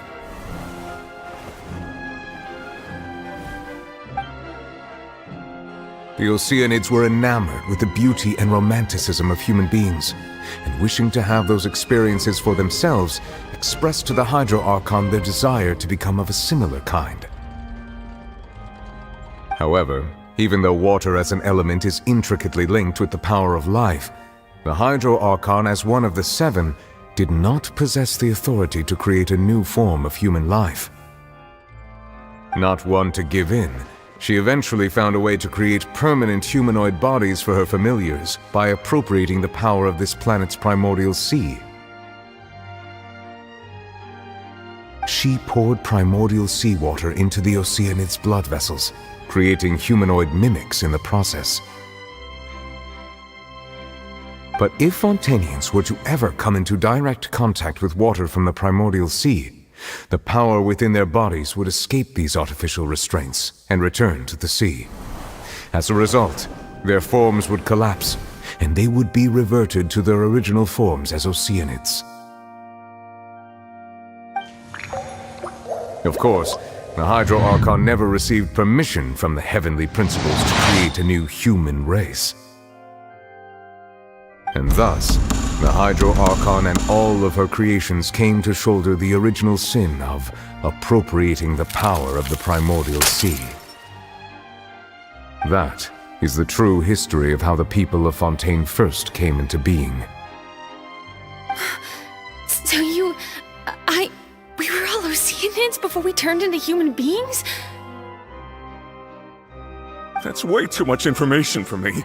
I think I'm just going to pretend that I never heard a single thing. Wait, but if that's the truth, we can't let the Hydro Archon be sentenced to death. After all, her only sin was creating us. This really might be too much information for your regular Fontainian, but it does answer a lot of our questions. Alas, your hypothesis regarding the 3rd and 4th stone slates was inaccurate. The slates' respective positions are, in fact, correct. A key point of the visual on the 3rd slate is how all the individuals depicted in the water are humans rather than Oceanids. They have not been dissolved, which implies that the water depicted in this slate is not water from the primordial sea. The nation of Fontaine is the nation of Hydro, as well as the nation of trials and justice. Instead of being the literal element, the water in the scene symbolizes judgment and justice. You may also recall Navia's experience. When she fell into the sea, her consciousness was surrounded by that of many others who intended to hold a trial to determine her fate. Therefore, the meaning of the 3rd slate is that the people of Fontaine shall try the Hydro Archon at the court of justice. Yes, it refers to our present situation. I think I'm following now. So, what you're saying is, even though we decided to put on this trial to avoid fulfilling the prophecy, in truth, everything we've done has happened exactly as the prophecy foretold. So now, it seems, we're the ones making sure it comes true. What should we do? Huh. No matter what, the prophecy will be fulfilled. Is this what it feels like to be a prisoner of fate? If that's the case, does that mean the scene in the fourth slate will also be fulfilled soon? Traveler, I would like to point out another small fallacy in your deductions. About the fourth slate, you probably thought that the eruption of primordial seawater beneath the fortress of Meripede served as the surest sign that the prophecy was about to come to pass, yes? However, I believe that rather than being a sure sign, that eruption could in fact only be a small warning of something far worse to come. As for the root cause of the catastrophe, I believe you've already encountered it once before.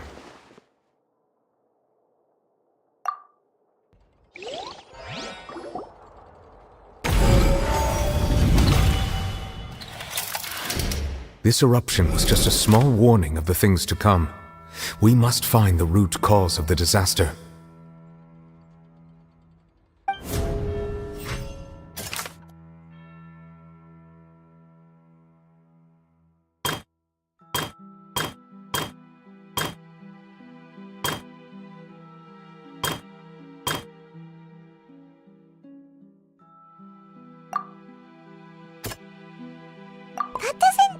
Quite right. Let's think about this some more.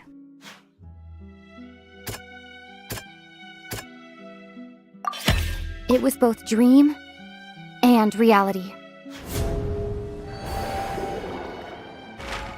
If we're talking about a true culprit, that could only be that thing inside the primordial sea, right? The truth, the original sin, the trial, and the root cause of the disaster.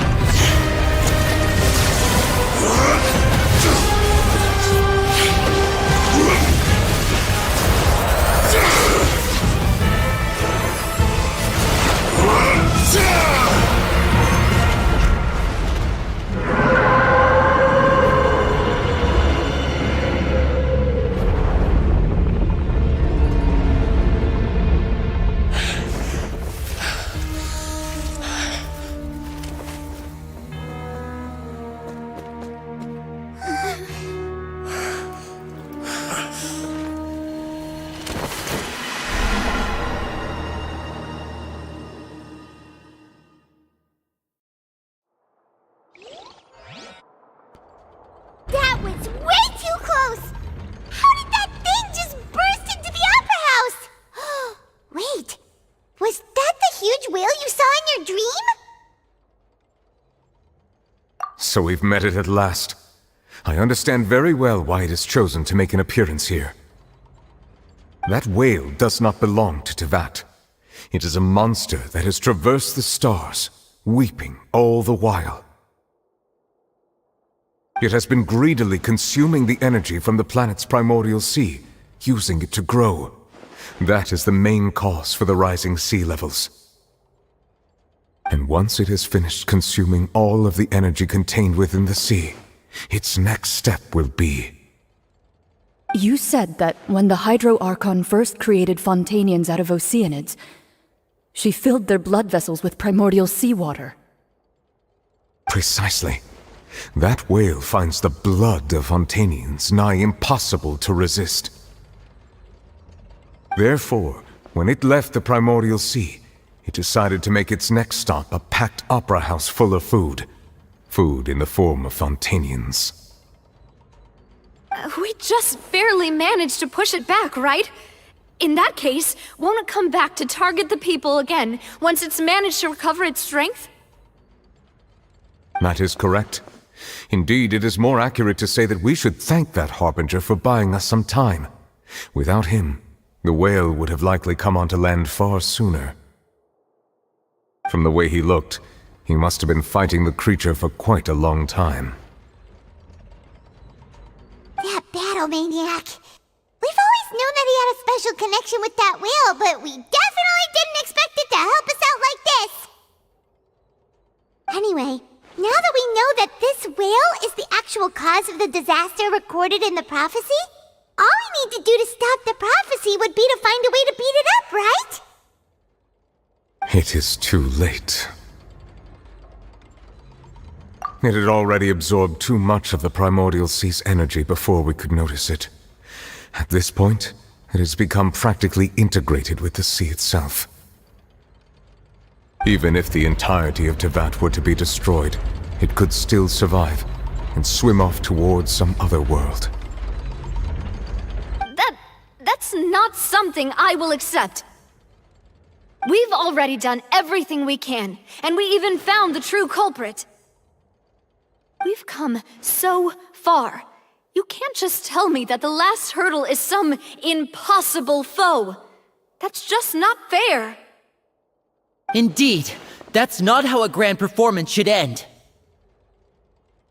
I'll fight it to the end, no matter what. So the prophecy will be fulfilled no matter what, huh?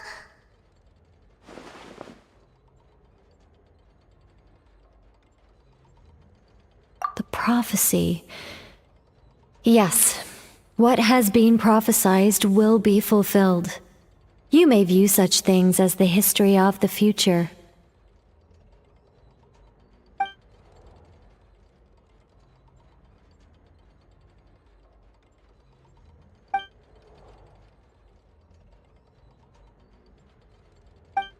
Just as prophecies are usually only the future as seen from the perspectives of the gods, could things be happening in hidden corners, where the gods' gaze does not fall?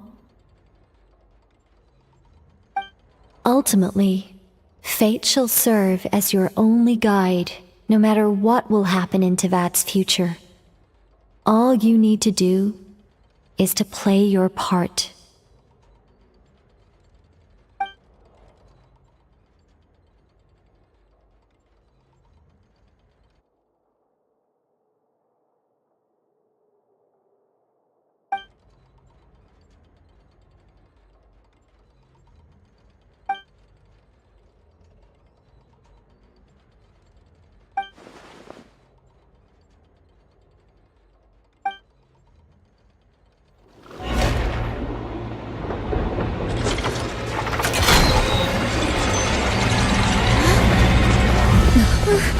What's happening with the oratories? I believe it is preparing to carry out the death sentence.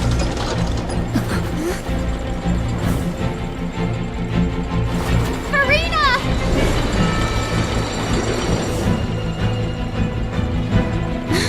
No, I still need answers!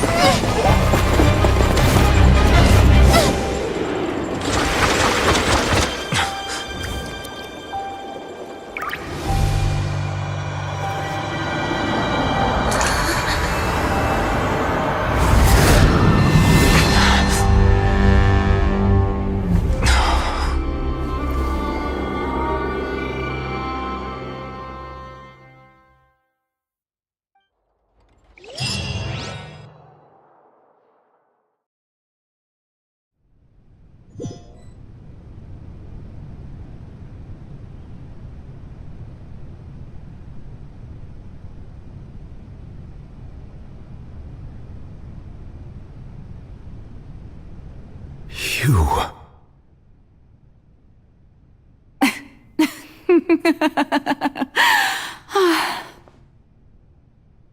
Sorry.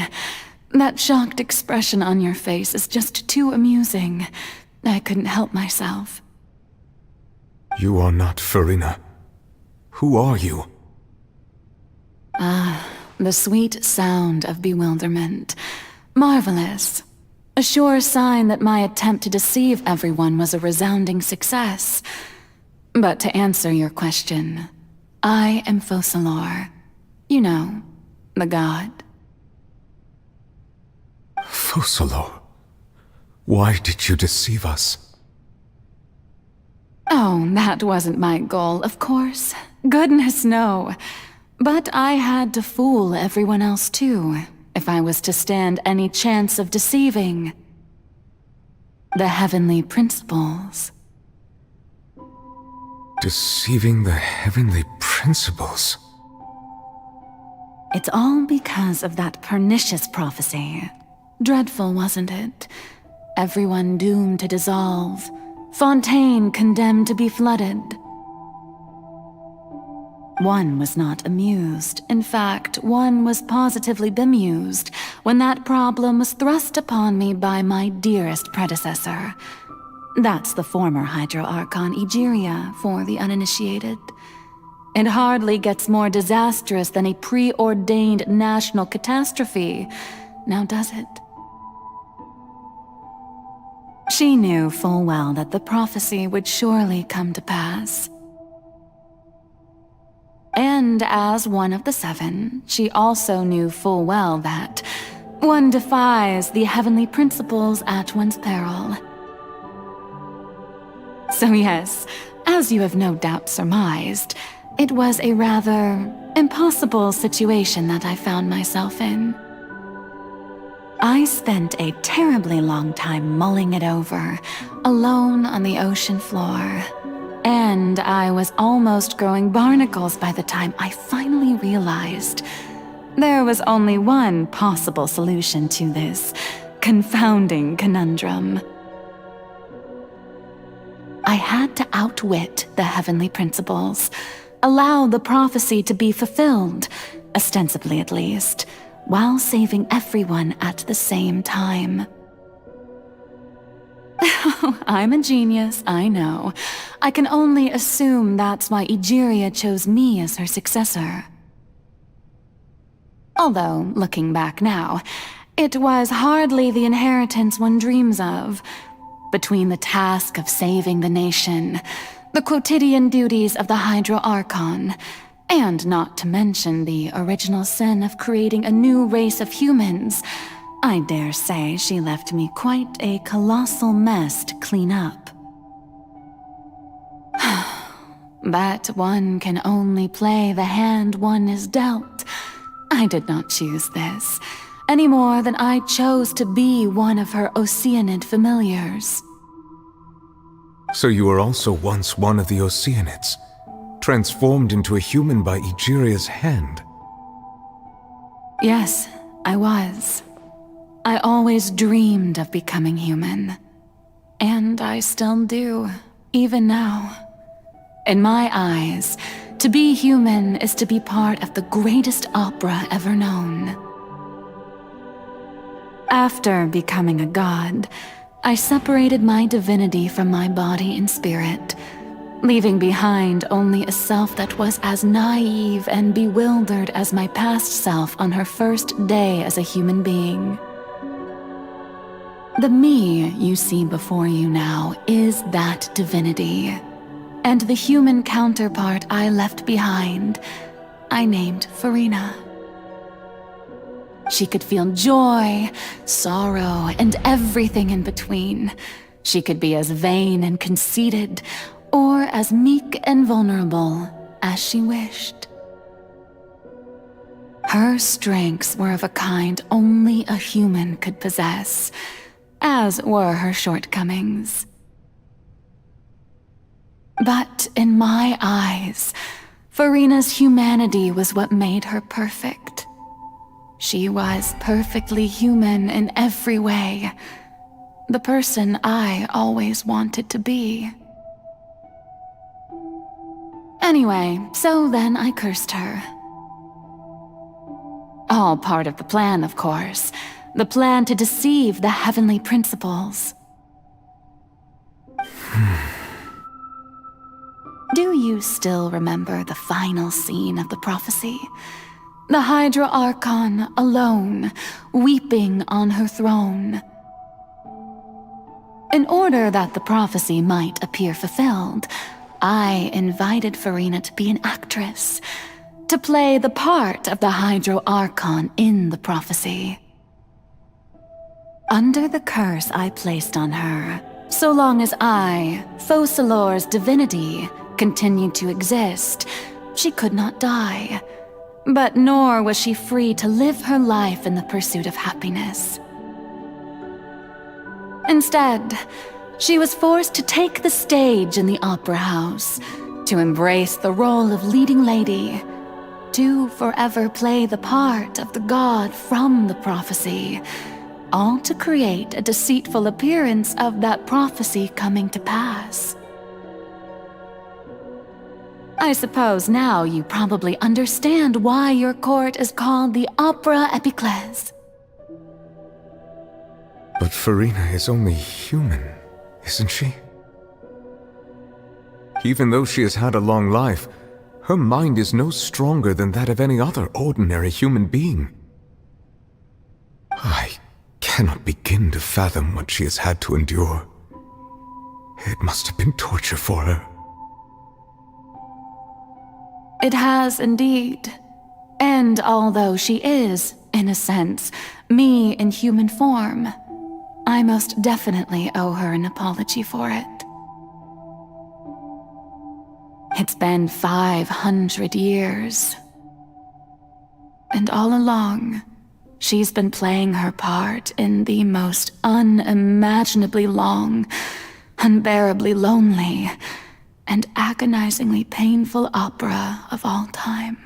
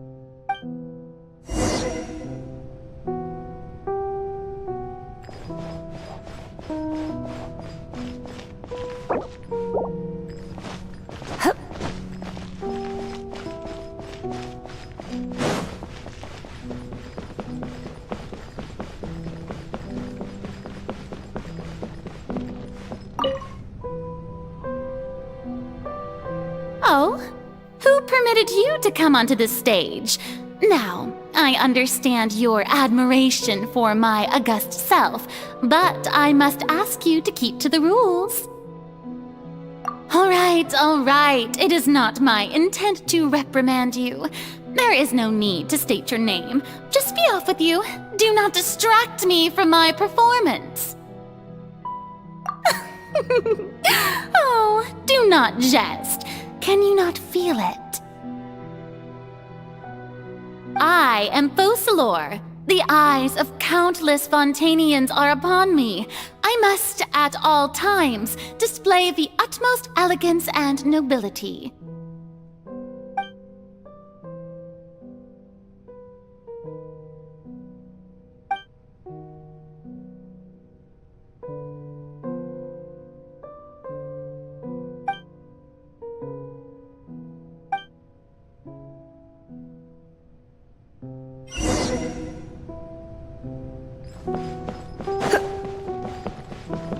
Dear audience, the performance is experiencing a technical difficulty, but worry not.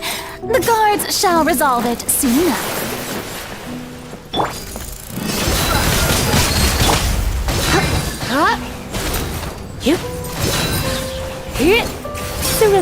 Be gentle. Hup, here. Dig. Hup, whoa. He. Hup, hup. Yep, he. Here. Hup.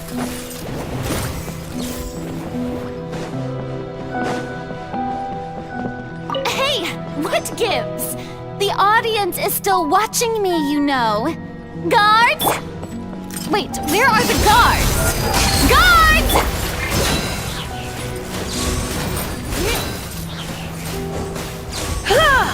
Yep.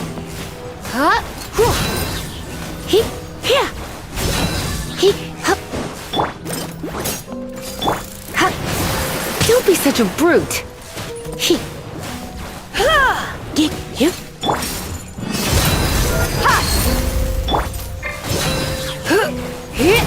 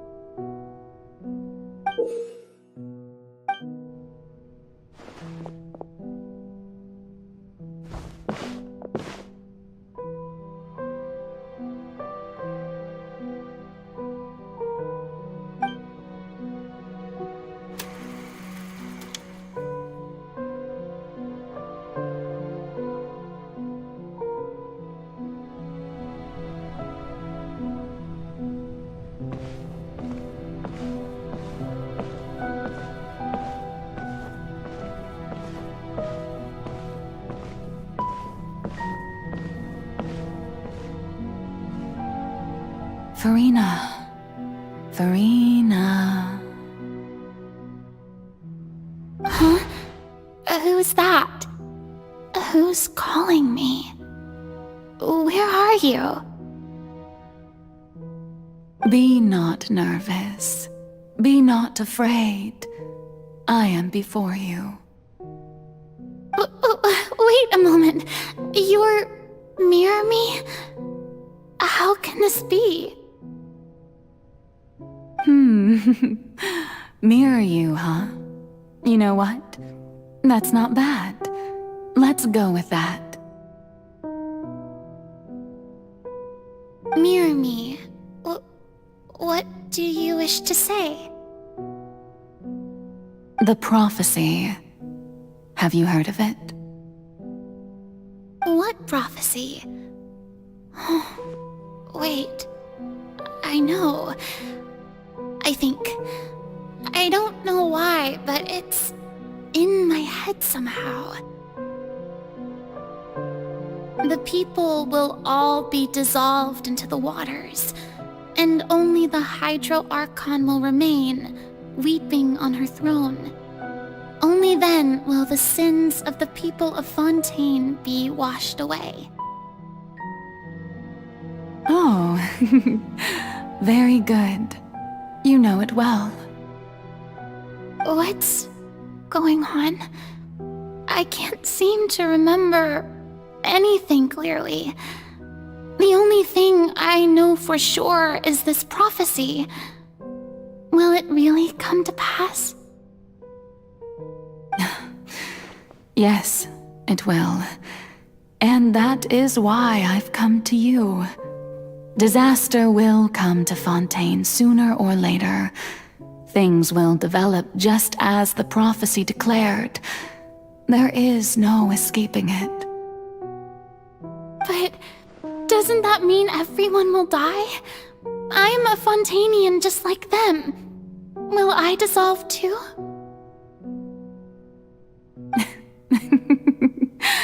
Oh, don't worry. Magical meetings exist in this world precisely to give people a chance to turn things around. It is the reason why you met me today. I will tell you how to save everyone, but you may have to suffer somewhat. Oh, so there's still hope after all. Goodness, you frightened me. You spoke so much and with so much certainty. As for the suffering, well, I will admit that the first thing that came to mind was, why do I have to be the one to suffer? But if the prophecy will come true, I'll also die anyway, right? So if I've already met you as my magical meeting in this world, if there were scales, with all the people of Fontaine on one side and my pain on the other, is it not obvious where the scales should tilt? You truly are the perfect human, my ideal. I suppose this would also be the justice that belongs to you. Huh? Don't worry, it's nothing. Listen well. Fontaine has just lost its Hydro Archon. I need you to play a role, that of the new Archon. Play as a god? That's right. You must begin a never-ending masquerade. You must never let anyone suspect your identity. If you can keep it up, then I shall have my way of defying this prophecy. But should your identity be revealed, then all hope will be lost. But how will I do this? A human assuming the role of a god without being exposed. Don't worry. What you must do is not to turn yourself into a real god. You simply need to play the role of a god as humans imagine them to be. Being a human yourself, I'm sure you already know what such an entity would be like. Remember, your true challenge will not be pursuing divinity, but contending against humanity. I'm still not sure I understand, but I'll try. I'll try to do this. So, how long am I going to have to play this role? To accomplish this mission, you will have to stay on the stage for many, many years. You will endure and not grow old until your task ends. But I promise you, all will eventually end in a magnificent and dramatic trial, and everyone will be saved. A trial, huh? How exciting. I'll be looking forward to it.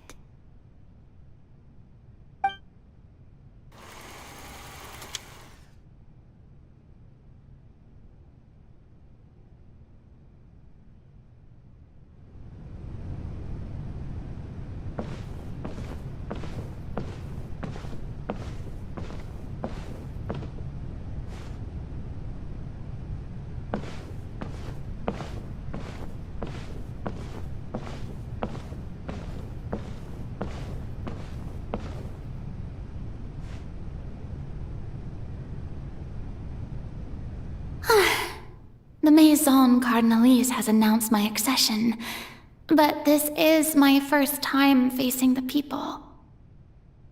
What should I say to most appear like a god?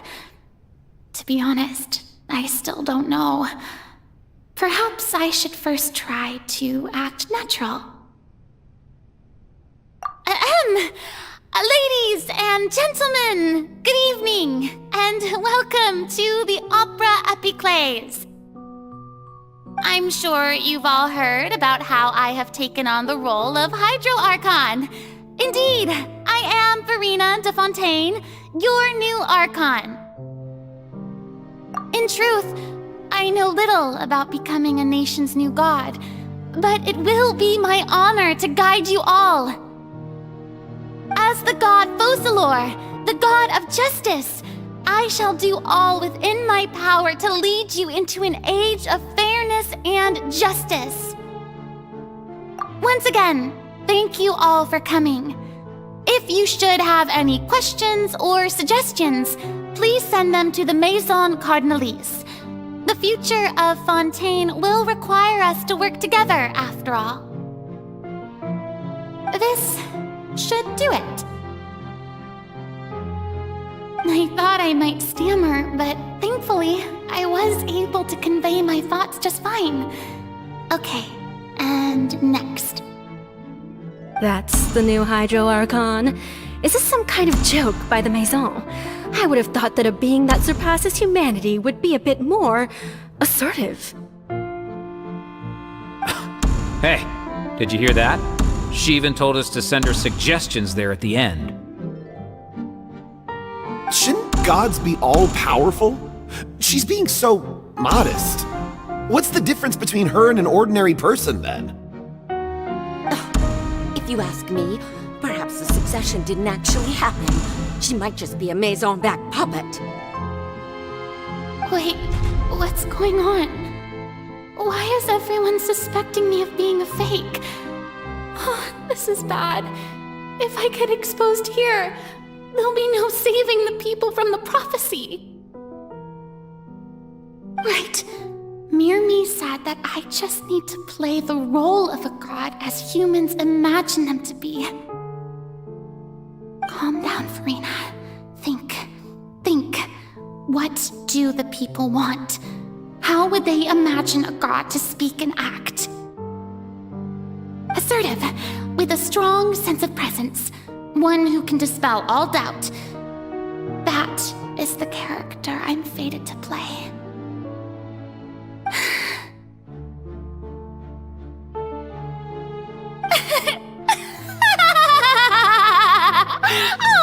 Oh, very good, my people.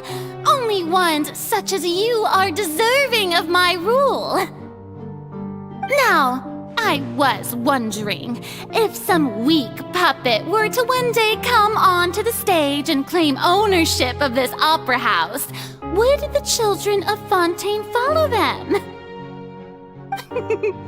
Well, it seems that you would all see right through them. Having passed my test, you are qualified to witness wondrous trials alongside my august self, here in this opera house. You may consider my previous act a door gift of sorts. I thought it was a debut that suited the atmosphere. Now then, let us be reintroduced. Ah, so that was just a performance. How could I have forgotten that we were inside an opera house? Her personality? It's quite shocking, to be honest, but I suppose it's a better look than before. Such a fascinating and bold deity. How wonderful! Our future may yet be bright after all. It seems I've turned them around. Best follow this flow and restart my accession speech.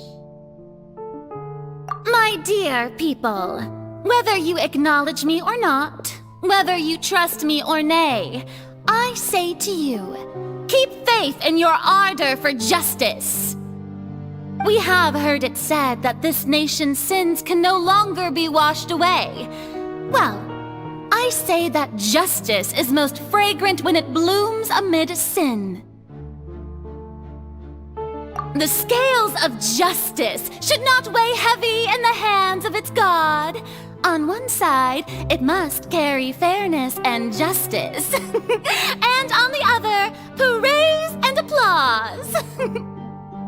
May law be the prayer on our lips. May judgment be our worship. Let us light the fires and drink to the future of Fontaine. There is no trouble in this world that justice cannot solve. All that is needed is for you, my people, to believe in it, heart and soul. So long as I, the Archon Focalor, stand within the opera epiclese. So long as I stand before the oratrice, I shall even judge the gods of this world!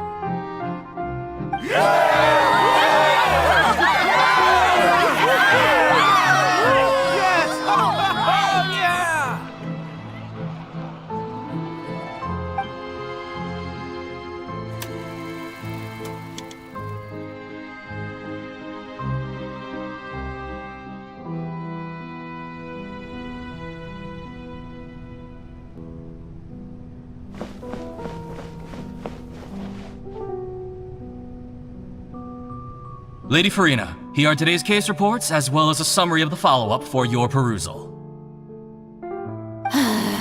Come now, was I not just at the Opera House in person? Leave these kinds of things to Neuvillette. Besides, none of these trials were the one that I'm looking forward to the most. If I may be so impertinent, what kind of trial are you truly looking forward to?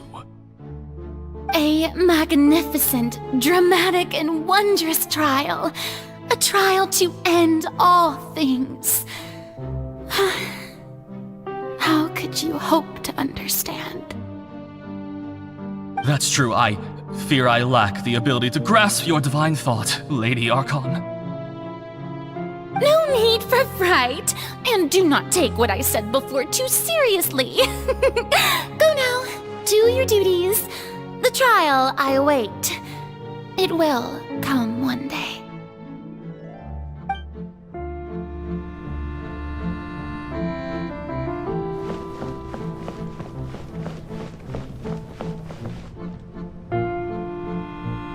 Lady Furinu, I don't know what to say. Thank you for agreeing to see me. No need to thank me. Or rather, thank your own sense of perseverance instead. Long have you stood in line to meet me, have you not? Oh, I'm afraid that's just an inevitable consequence of my divine charm. All right, Deuteria, is it? How is your son's illness? You remembered me, and you knew of my family, too. He is doing much better now. In fact, he is far more of an ardent believer than I. He was the one who forced me to seek an audience with you, and to bring your words back to him. Oh, good. Very good. If this should happen again in the future, please do not hesitate to come and tell me. Going down to citizens' homes every so often, while not usual practice, should serve as a fine change of pace. Oh, you're such a gentle and wise God. Thank you once again, on behalf of my son.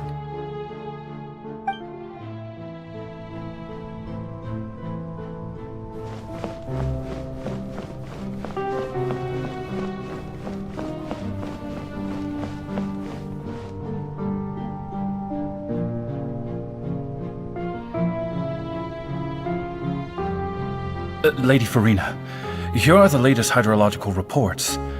As for the specific parameters you asked to take note of, I'm afraid things still don't look good. I see. It's as I thought, then. As your god, I did already expect this, but I wanted to see how far your human wisdom would allow you to analyze it. All manner of signs indicate that the prophecy will still come to pass. Forget it. That's not something you need to worry about right now.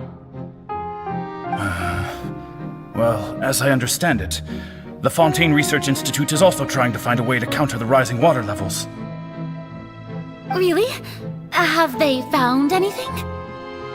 I'm afraid that they haven't found any effective solution thus far. Oh, is that so? Well, no wonder. This issue has reached the realm of the gods, after all. Still, their spirit is praiseworthy.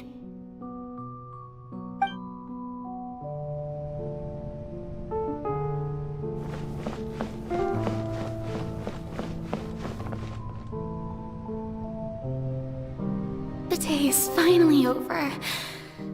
I haven't had a moment to breathe this whole time. But it's good to see that everything's getting on track. There are no longer any voices of suspicion. Maybe this is fine. I just need to keep going, and everyone will be saved. Alright, Furina, don't think too hard about this. You need rest. Tomorrow's a new day.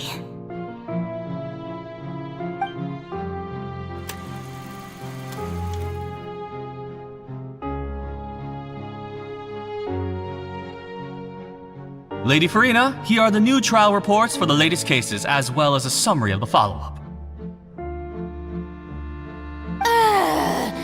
There'll be no need for that. I've seen them already. There's no need to go back over scenes I've witnessed in person before. Lady Furina, I've waited so long for this chance to see you in this manner. Indeed, my dear, loyal citizen. This joyous moment is an honor for us both.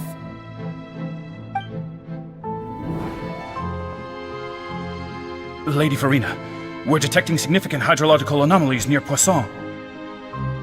Understood. Keep monitoring.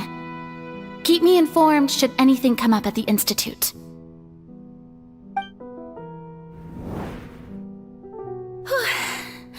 I don't think I let anything slip today. I must show the people that there is nothing to worry about. I just don't know when these days will end. I feel utterly exhausted. Best to rest early today, too.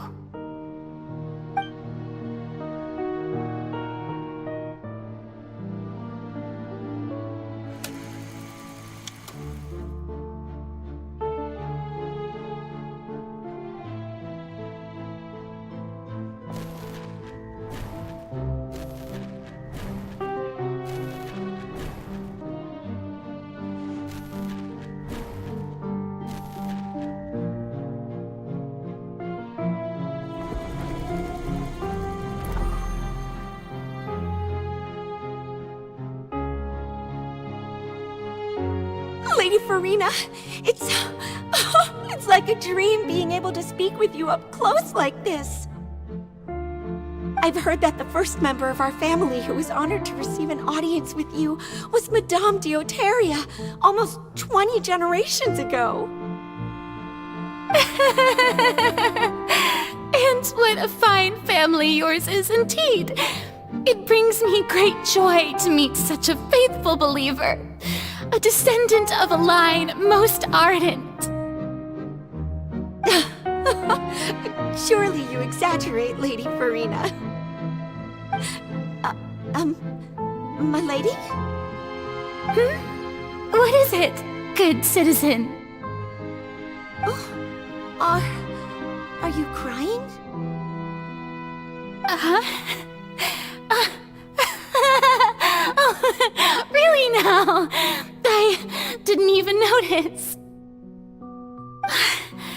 This must be the overflow of hydro from my person. Well, can't quite help being the god whose dominion is the waters, can I? No wonder. No wonder. A manifestation of your power, then. Oh, Archon, I am honored to have witnessed it. Honored indeed.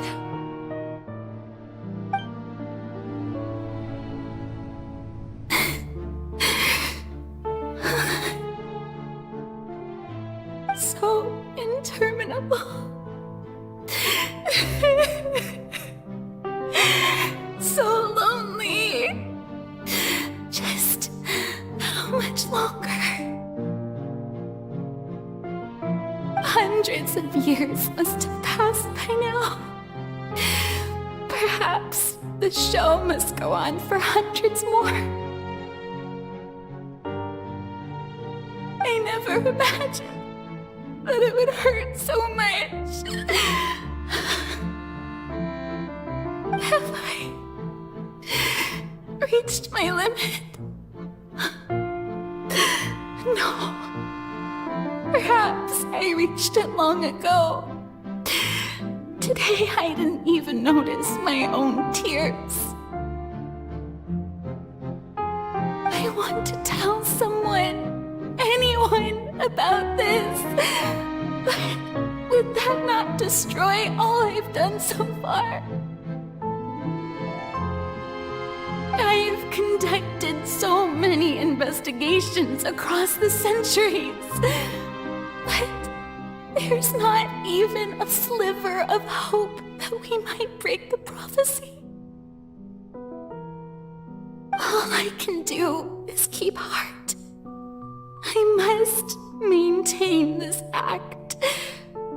It is the only way to save Fontaine. Please, mirror me. You have to succeed.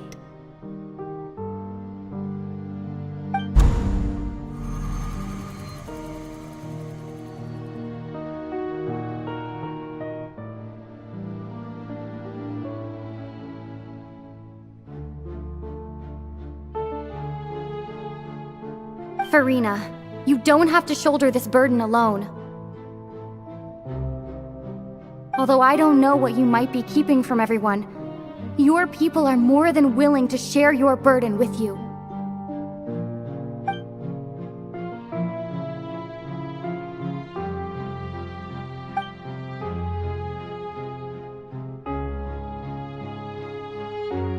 Share my burden.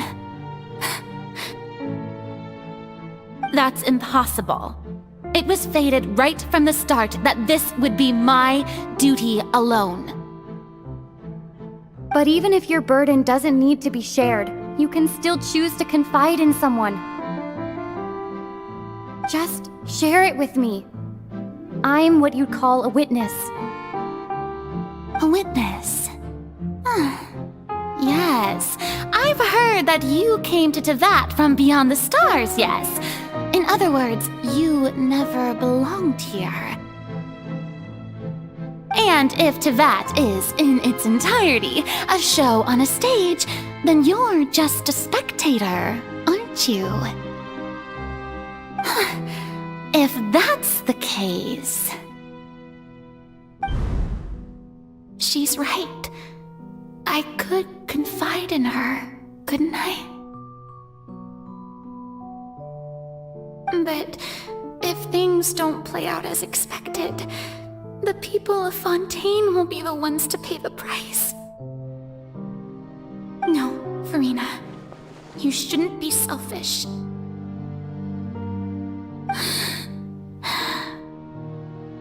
But what if it's really all right? Furina, you've worked so hard for so long. Surely it would be okay to put yourself first for once. Just this once. Is it such an outrageous thing to do anyway? To find someone in whom you can confide your frustrations and sorrows? Surely it could not hurt. If you let this opportunity slip through your fingers, it might never come by again.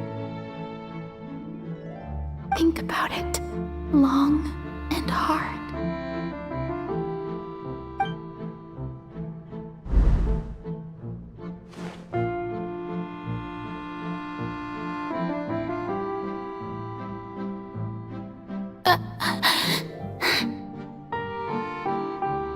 No, I have nothing to say. I am Furina, the Archon of Fontaine. Everything will surely get better. All you need to do, dear spectator, is to witness my performance until the curtains fall.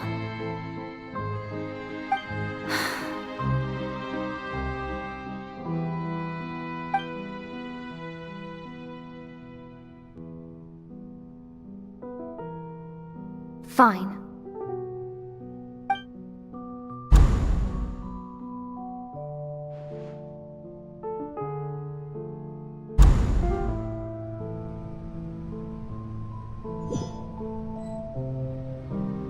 So even Furina doesn't know the truth?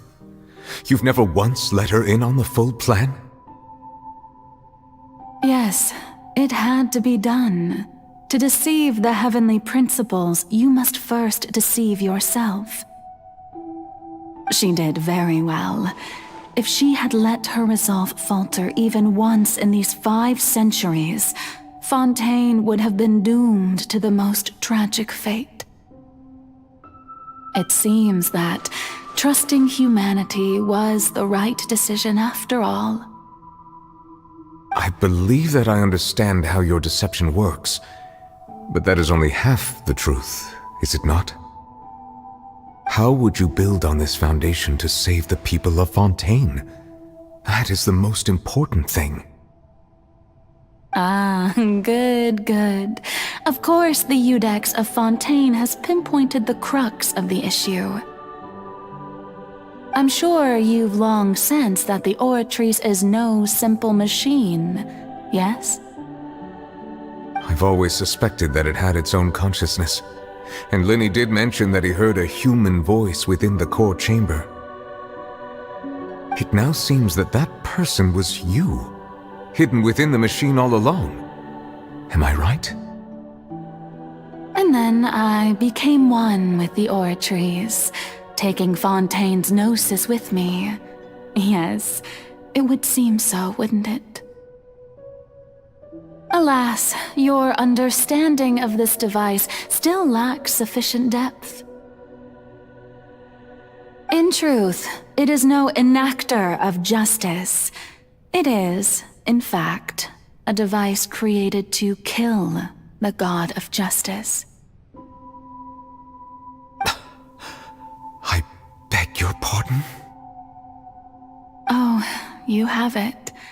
And to be more precise, not only will the Oratrice take down the god of justice, it will also take down the divine throne upon which she has been placed.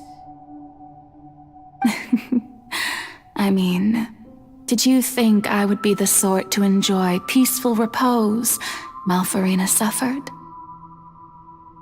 My work over these last 500 years has been to constantly accumulate indemnitium within the Oratrice. But really, some have already discovered that only a small fraction of the energy generated by the device was ever used to provide power to Fontaine. The vast majority had to be, accumulated to enact this death sentence. It was all a part of your plan then? Both the trial and the sentence? Indeed. This power, accrued over 5 centuries, could have sustained Fontainians for millennia had it only been used for that purpose. Almost all of it has now been stored within the Oratrice. But only power of this magnitude could hope to destroy the Gidro Archon's divine throne, shaking the rules established by Celestia, and breaking through the institution that is the Seven. So the Oratrice's call for death was for neither Furina nor Focalor, but for the Gidro Archon. The destruction of that divine throne. If I do not misunderstand your intent, you must be... returning what's rightfully yours to you, of course. In other words, this was all done to return the authority of the Gidro Archon to the Hydro Dragon of this planet. But...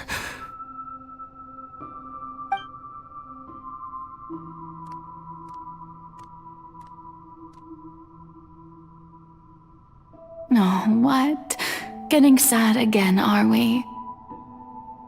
The authority of the ancient dragons shall soon be yours once more, O Hydro Dragon Sovereign.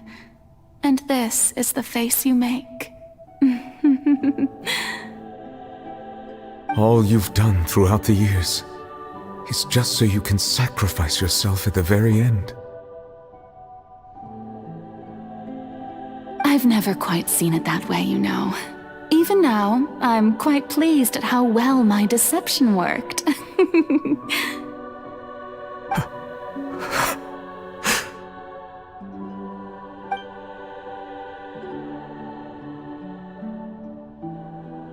Hydro Dragon, don't cry.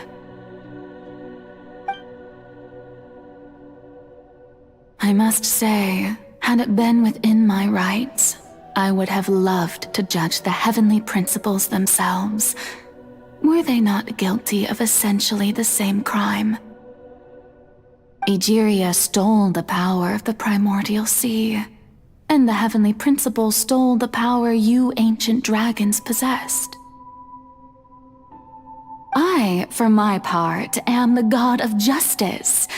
And is it not just that your original powers should be returned to you?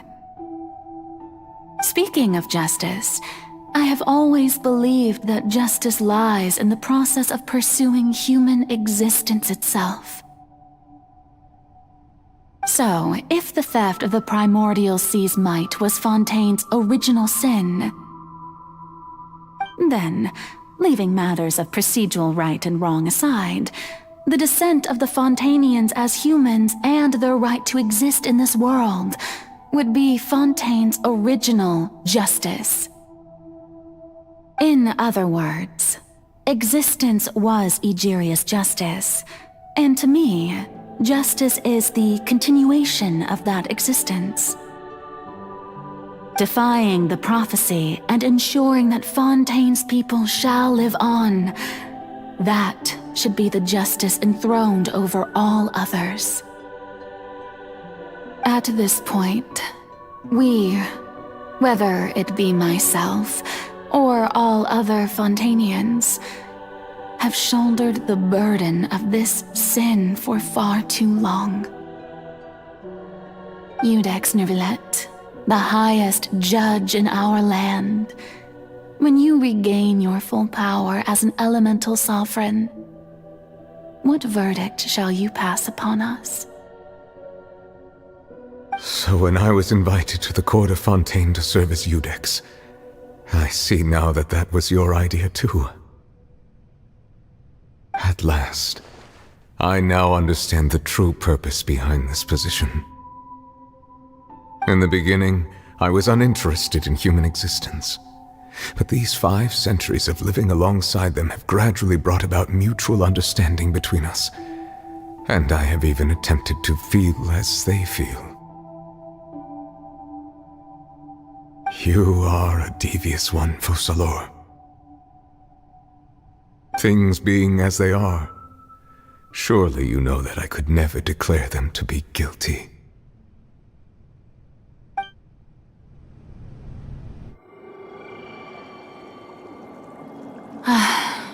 The hour of my execution is almost here. For the sinner, the curtain call has come. I know I may not sound it, but faced with death, I find myself a little afraid. Perhaps this is one thing both gods and humans have in common.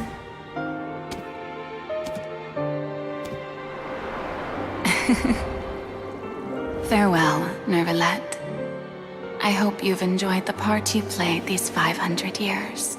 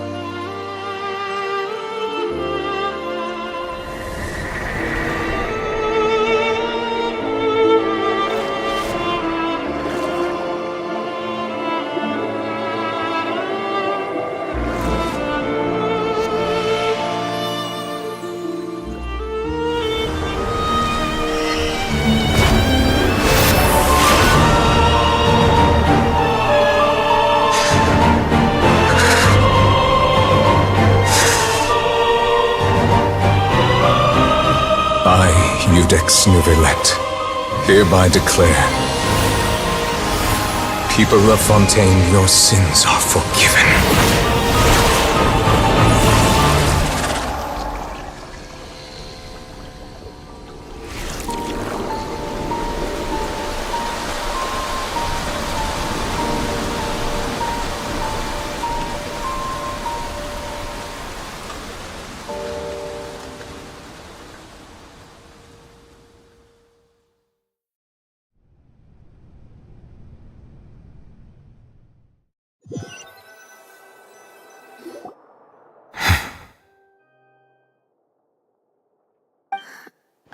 What just happened? Has the death sentence been carried out? Was that bright light some sort of misdirection? I have a feeling that something huge just happened. But since we're all still alive and haven't been dissolved, I assume whatever happened was good for us. It's time to end this. We must mete out punishment to that beast.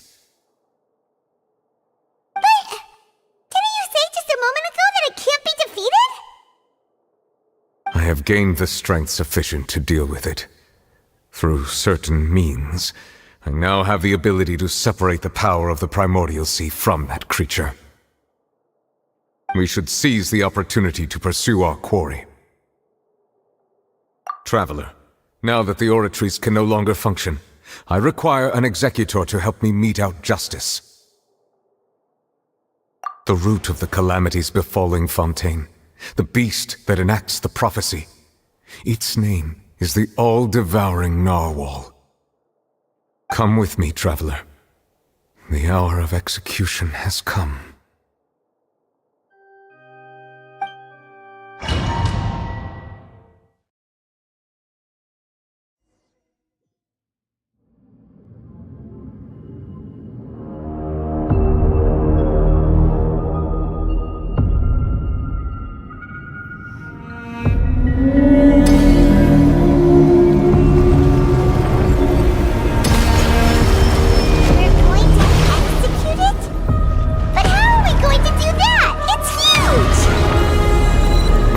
Done my best to separate the power of the sea from the whale. Considering the size of the beast, I cannot reach the power source. Unless we can find a way to attack it from within. I shall share a part of the ancient dragon's power with you. Shall look for an opening together.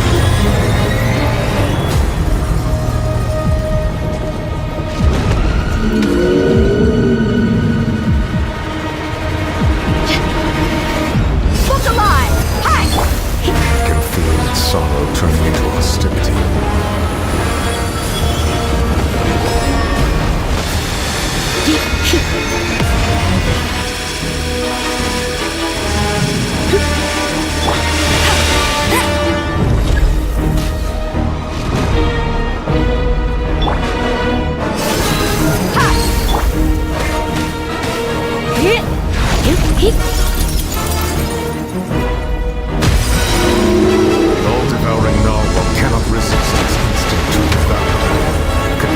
Trigger its hostility, and a chance will present itself.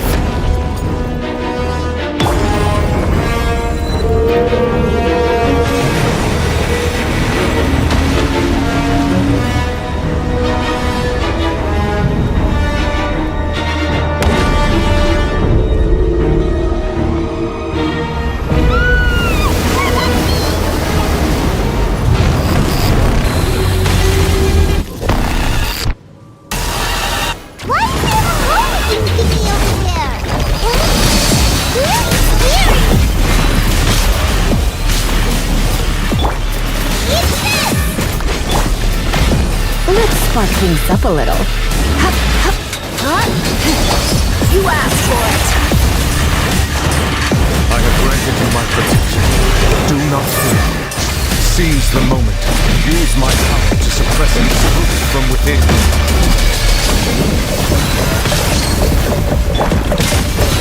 Let it rain.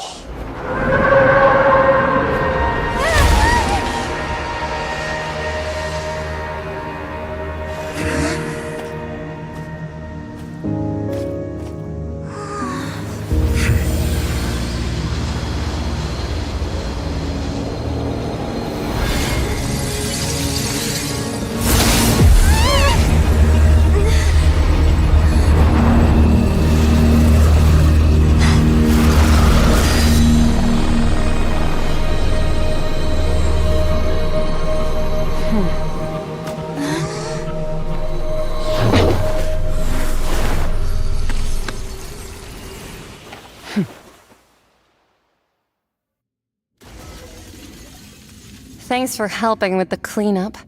It should have been my job, but... oh well. It was just supposed to be a short private training session for me. I didn't think that my disciple and my master's pet would start brawling in the meantime. Well, actually, I had a feeling that it would happen at some point, but they bumped into one another earlier than I thought. What a blunder. I suppose I'll have to swing my sword 3 million times as penance. That power. Who are you exactly? Paimon has an idea. From what she said earlier, she must be Child's master. Skirk, right? It's just that he gave us the impression that she was the less talkative person. I simply did not have anything to say to the weak. But you, on the other hand, managed to defeat the all-devouring narwhal without using power from beyond this world. So you may speak to me as equals. I have to agree. It's a strange use of a planet's primordial waters just to raise an all-devouring narwhal. That kind of power is wasted on it. It's not cooperative. It eats too much. And I have more important things to do with my time than pet sitting. The only thing that creature has going for it is its looks. All in all, it fails as a pet. Miss Skirk? I think you might have missed the point. The point being? Well, being that this pet almost destroyed an entire nation. So what sort of person is your master? Well, Child's master's master. Wait, is that right? Oh, right. So you don't know him. Sorry, I assumed you did. His name is Sertologi. Huh? I am unfamiliar with that name. Huh. So Master isn't sufficiently famous. How should I describe him then? Have you heard of the name The Fowl? The Fowl? Still nothing? Well, how about the Visionary? Vetterfulnir then? Or Gold Rhindaughter? Ooh, that one we've heard! Rhindaughter's part of the Hexen Circle. She's Albedo's mom, right? Oh, so you do know that name. To be honest, I also heard all of those names and titles from my master. I don't actually know them either. But I suppose you understand now, yes? My master is likely a similar sort to Rhindaughter. They are both pursuing some form of perfection. Wait! Didn't you also mention a visionary person? Paimon didn't quite catch their name. Actually, never mind that. I believe it expedient to inform you that the all-devouring narwhal used up nearly all its strength fighting you. Such roiling hydro energies will prove difficult for the planet's deep seas to digest. As such, the Fontaine back on the surface has most likely been thrown into chaos. In other words, the prophecy that you've been fretting over should now be in full swing. What?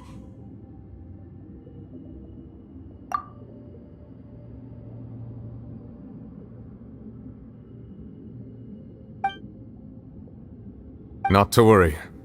Focalor has already managed to deceive the heavenly principles.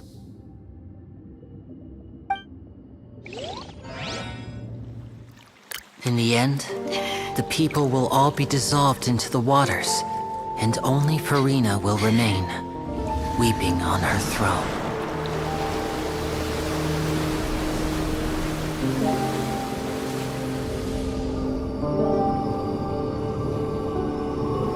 Only then will the sins of the people of Fontaine be washed away. 」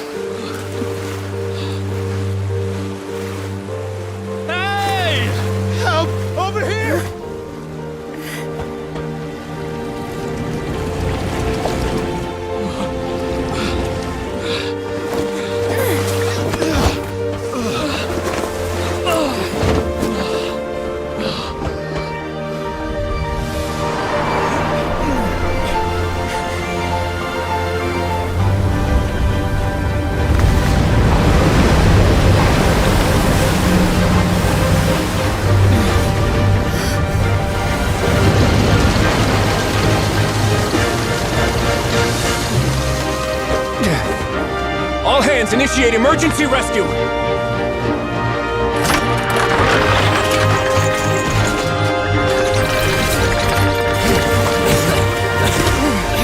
Hurry!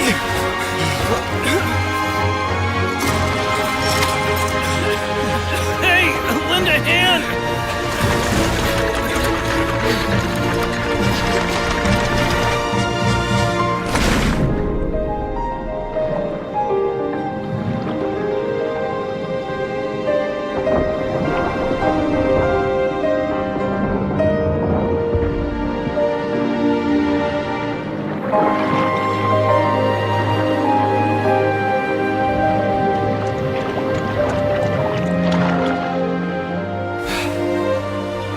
Look! The water's receding!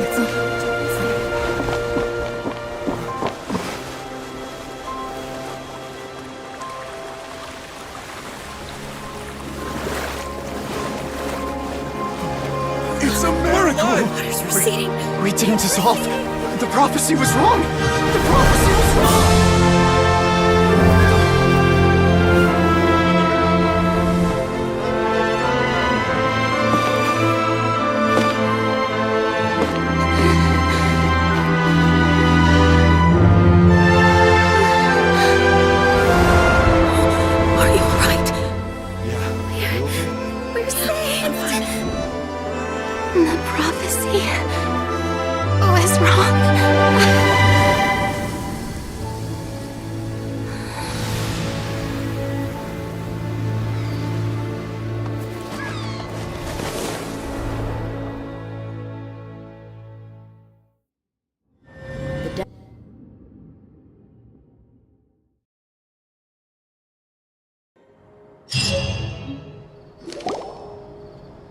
The soil renewed!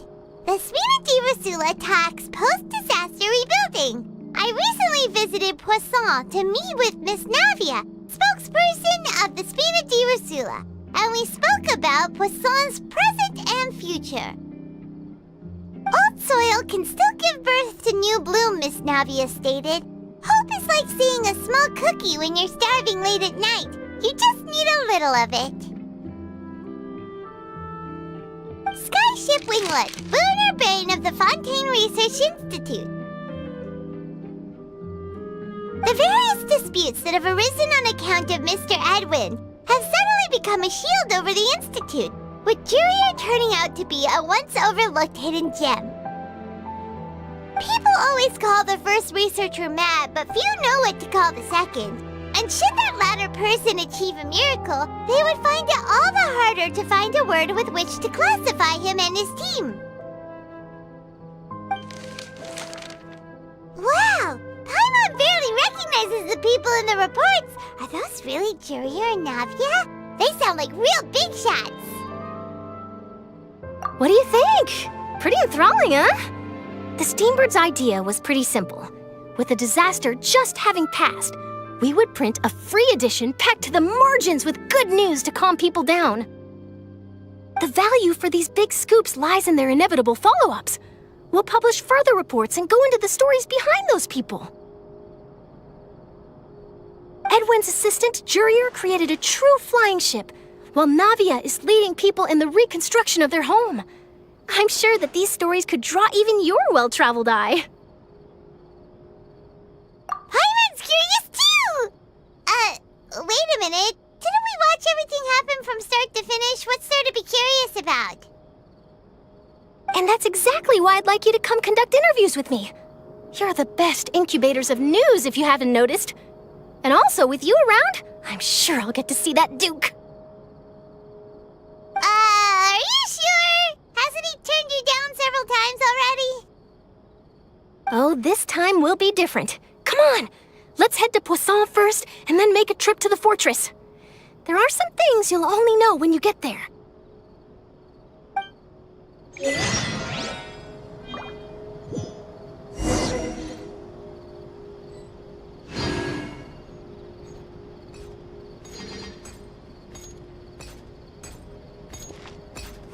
Do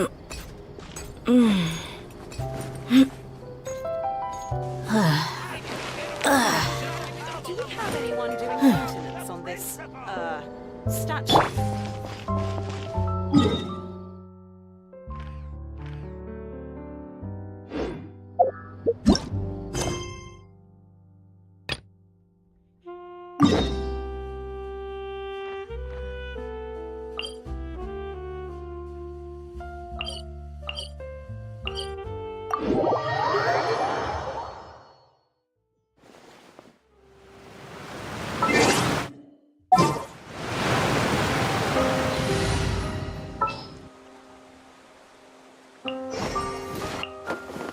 Wish me luck! Let's dance.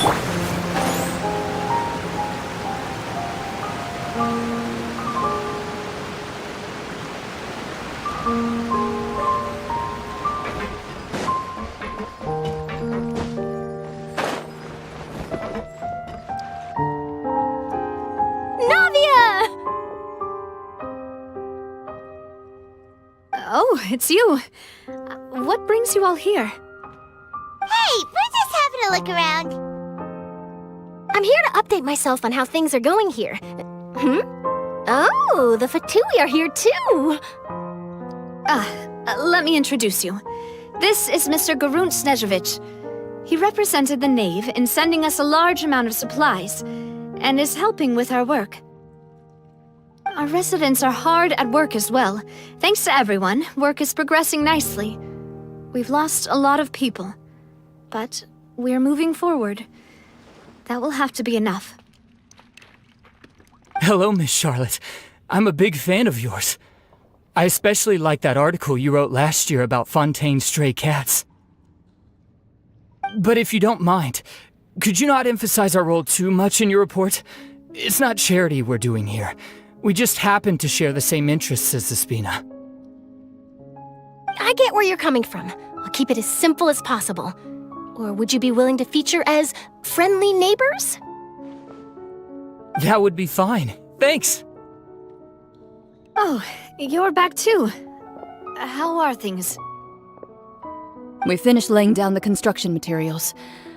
It'll be another hour before the workers are able to go over there. Huh? You're here too, Clorand? Well, her reputation's greatly risen after that whole duel business with Miss Furina, so she's here in Poisson to wait out the heat.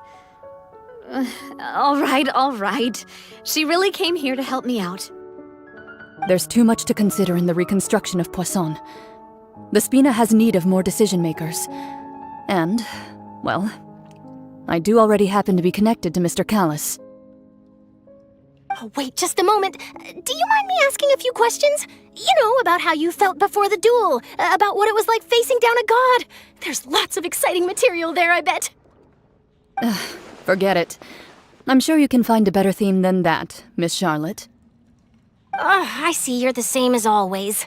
Couldn't you do me a favor, for Navia's sake?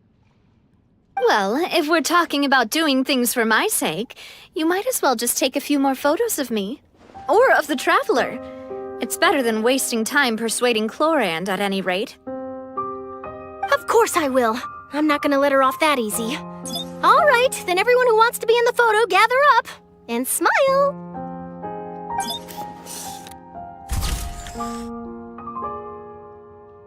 did it go? Was it a good shot? Did Paimon look cute in it? Not bad. Your addition really helped the composition of the picture. All right, hang on a moment. Let me snap a few more shots.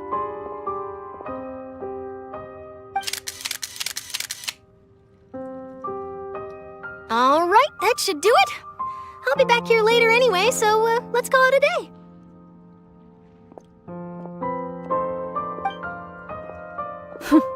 You're very quick. Speed is of the essence when it comes to the news, and freshness is the key. Also, not to brag, but I'm pretty good at building connections. Who knows? I might eventually get that interview with you after all, Miss Clorand.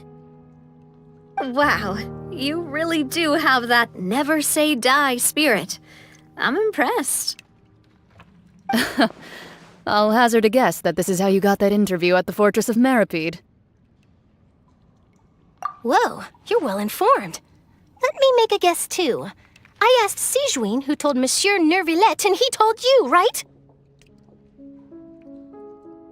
That's a very complete information chain.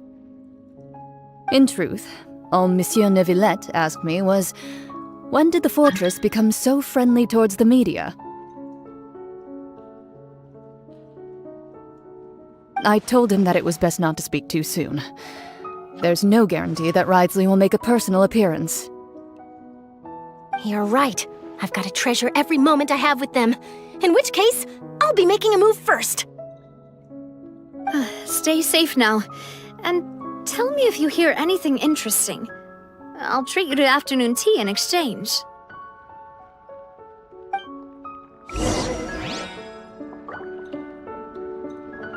You seem curious about the fortress.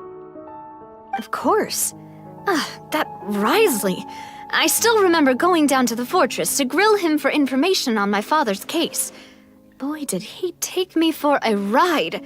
Without telling me anything, of course. But he did invite you to tea, didn't he? 2 large pots of it, in fact. It was good tea, though. I have to agree. The tea there is very good. Speaking of that, would you like to have some today? I mean, you've got time, right? Well, I'd be partial to some shortbread. Wow, it's like we've got a menu or something. Sure. Good. What flavor of biscuits would you like, Mr. Snezhevich? Me? I'm fine with anything. But I would prefer chocolate, should you have it. All right. Leave it to me. I'll go over the newly arrived supplies with you later, Mr. Snezhevich. We should be able to finish the preparatory work today. That works great for me. Is it just me, or did you get a new lipstick? I did. It was a gift from Sigewin. Want to give it a try? I think the color would suit you, too.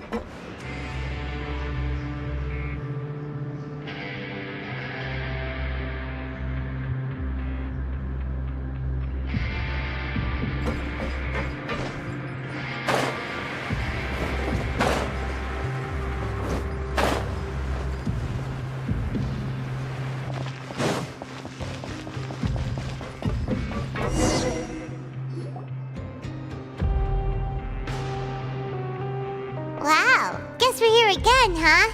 There's a real nostalgic feeling to this place. Looks like you've been missing us. Duke! Did you come all the way to the entrance to greet us? Of course. I'm here to welcome you and our dear Miss Charlotte, whom our good head nurse recommended to me. It's an honor to finally meet the much-rumored Duke. Thank you for consenting to my visit to the fortress, sir. No need to thank me. But that said, I shouldn't be the focus of your interview. I trust you recall our agreement? Of course, of course.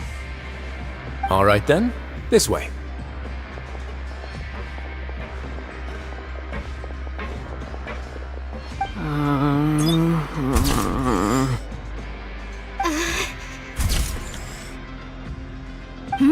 Hey, no need to be so nervous.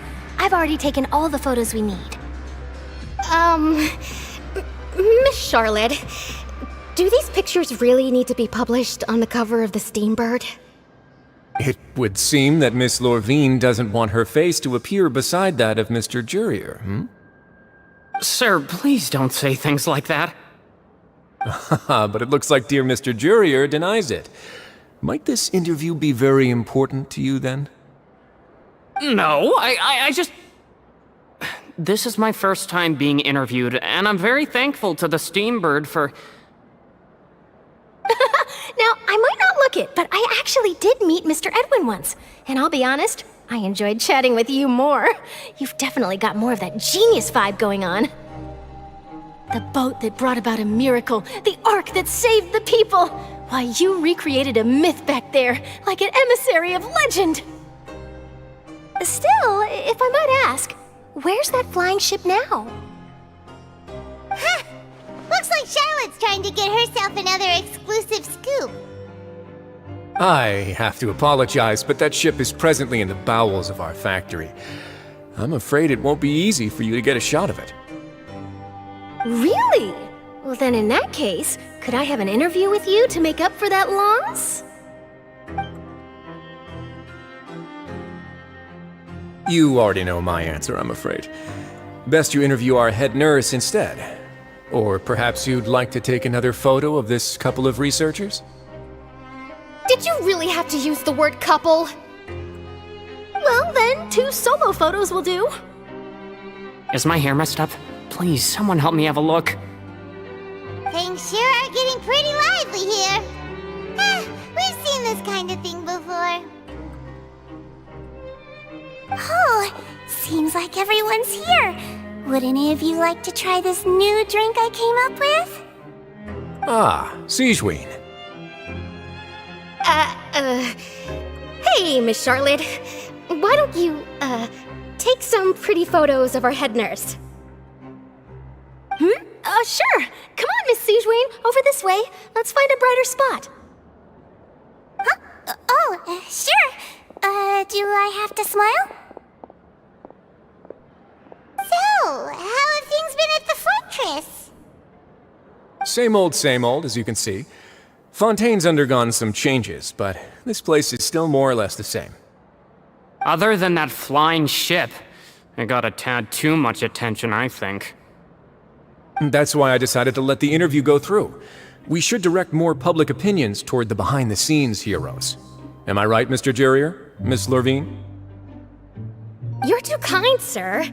I believe that you too should have your day in the sun. Not that you would want that, which is a pity. I'll just leave the spotlight to you two.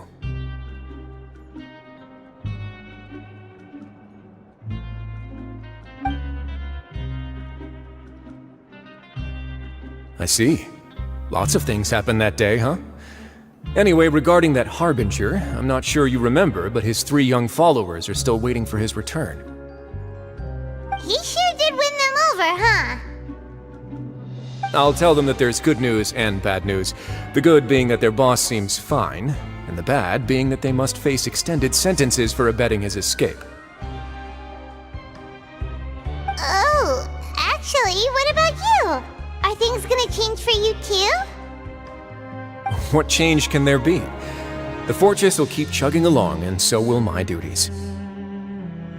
As to what Miss Furina's departure will mean for the nation, and if our laws and governance will be transformed, we'll leave those to the folks in the overworld. Hey everyone, the photo shoot's done.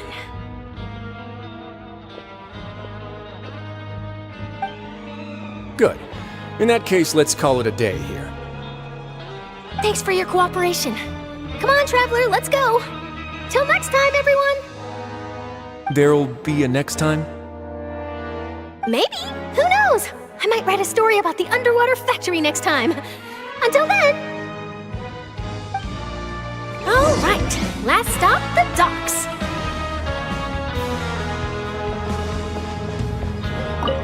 Oh, you know, I'd love to see you in one of Charlotte's photo shoots one day. Is that really necessary? Our line of work doesn't really require much photographing. It's precisely because we don't need the picture that they'll have value as keepsakes. You don't really look all that opposed to the idea, you know. Maybe I'm just happy that I managed to once again avoid the spotlight. I think this interview went well either way. Yes, you successfully kept prying eyes away by using Mr. Jurier and Miss Lurvine as shields. Very good. You should be happy for them. They have a bright future ahead of them.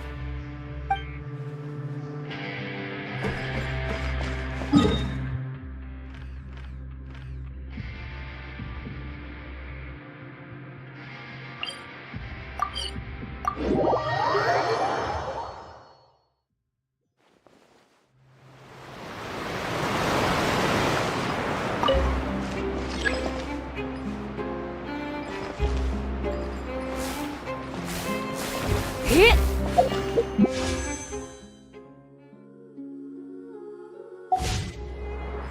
Yep. Hit. Ha! Get. Hit.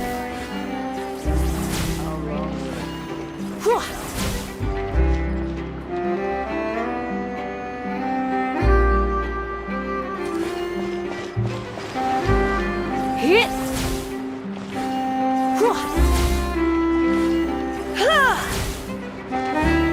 Hit. Hit.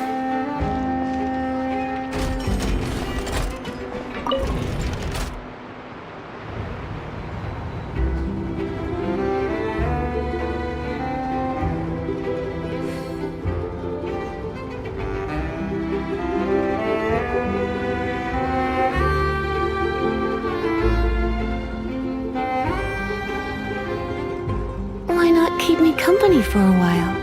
There'll be plenty of time for work later.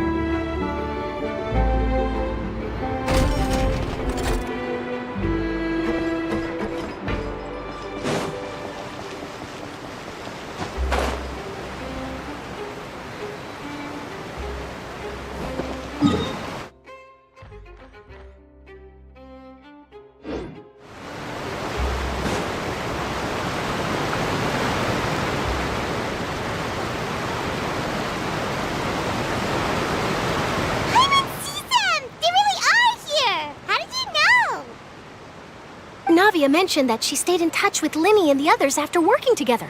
Apparently, they've been at the docks distributing these strange pockets the whole time since. Traveler, Paimon. Ah, and Miss Charlotte, too. Would you like a magic pocket? What sort of gadget is it? It's a wondrous bag that can be used to carry many things. The water level has returned to normal, but if you see any of your things floating around, you can use this to carry them. Or you could trick a friend into doing it for you. Trick a friend? I wonder which of my friends would fall for that.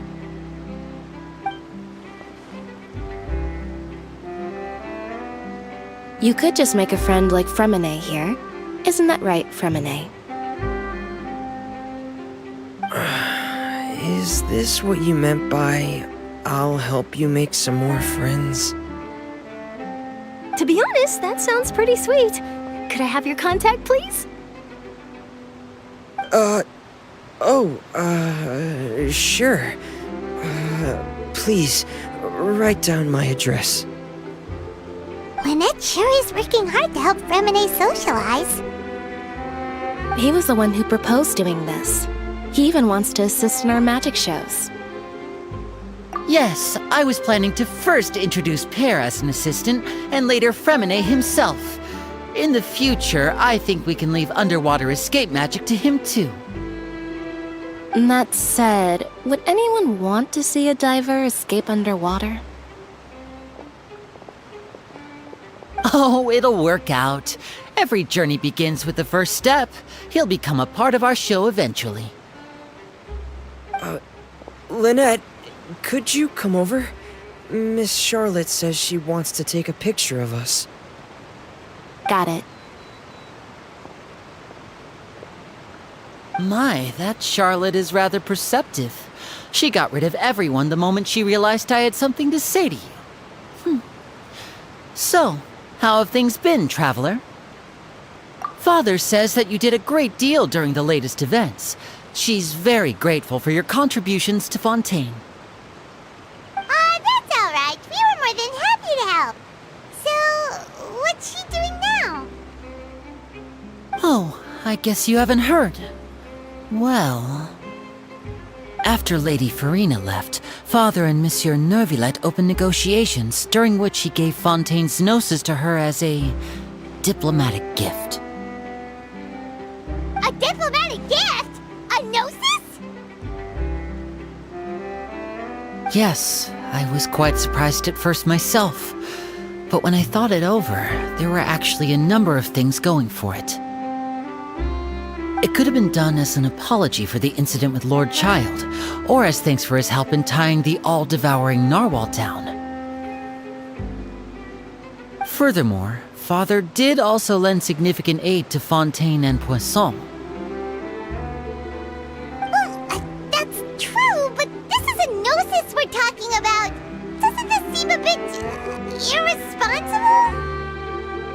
I would agree, but I've also heard that it seems that Monsieur Neuvillette has had a significant change of heart regarding the matter. So there's some reason for this that only Neuvillette knows about? I suspect you'll have to ask him about that yourself. Ah, yes, speaking of which, I did see him strolling around the entrance to the Fortress of Meripede a while back. Isn't he real busy and stuff? Paimon didn't think he'd have the time for that. But back to the topic. The gnosis was given to the knave, right? What about Child? They say that he's returned to Snezhnaya to recover from his wounds. I hear that the recent disaster really did a number on his health. That's true. When you think about it, we've had loads of run-ins with the Fatui. To think we'd be allied with them this time. So shocked by such a simple switching of sides?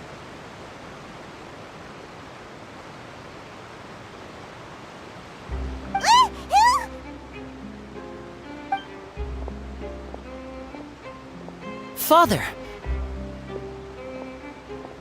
Well, well, what do you know? Come to the docks to see how my children are doing and meet the traveler by chance. Please do not pay my accomplishments in Fontaine too much mind. I would have done them regardless.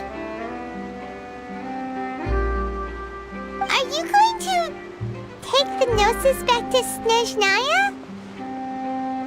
That is our duty as harbingers, yes. Don't be too preoccupied with sides. The goal of the Fatui concerns not a single place or person, but the entire world. With such a grand goal in mind, it is inevitable that we must wear many masks. Switching my masks is something I've always done. Well, that depends on many things. No one truly knows what the future holds. What good is honesty if you can't rely on it forever? As for you, I very much look forward to our next collaboration. Good things cannot be achieved alone, and you've proved yourselves to be great partners. A vision? All right. I'll remember to return it. Thank you for keeping it safe for him this entire time.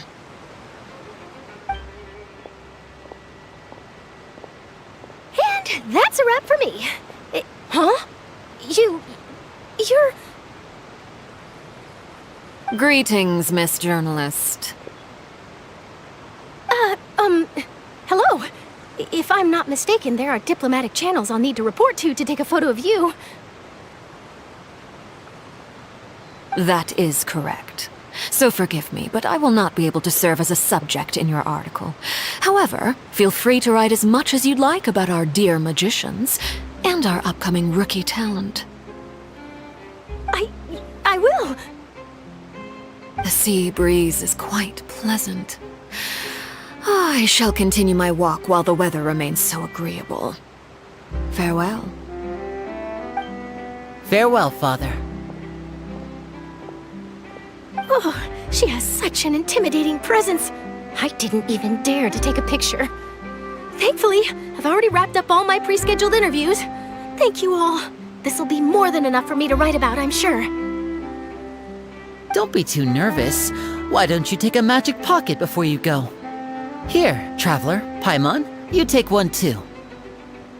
To move things about? That's right. Funny. I was giving out magic pockets when we first met too. And what do you know? I'm doing the exact same thing right now. So many things have happened, but the pockets are still the pockets. I guess this must be life. We will all follow our own paths, and serendipity will lead you to your fated friends. All right then. We'll be handing out pockets in some other districts later, so we'll get going now. Have a good day, you two. Charlotte, huh? Shall we go see how Neverlette's doing? As long as he's not so busy that he doesn't have time to chat anyway.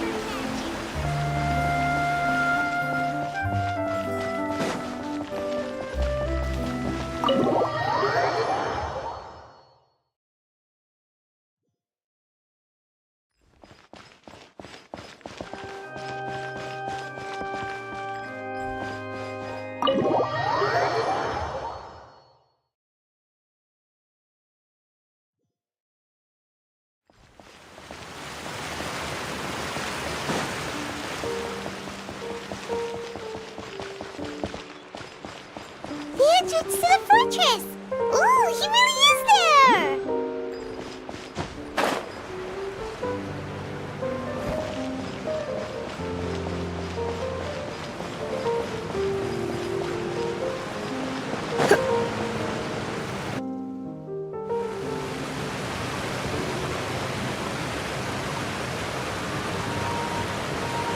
So, you really are here, Neverlet! I didn't think you were going to have free time this hour of the day. Really? Oh, I suppose you must have met Mr. Linney. He took the time to greet me earlier when he passed this way. In any case, you came at a good time. I was just considering reaching out to you to set up a meeting, so I may explain some things that I haven't had the time to before. Aw, Paimon's glad that you remembered. Thank you for keeping us on your mind, what with you being busy and all. Alright, let's have it then. How was Fontaine actually saved? The whole business is still quite the mystery to us.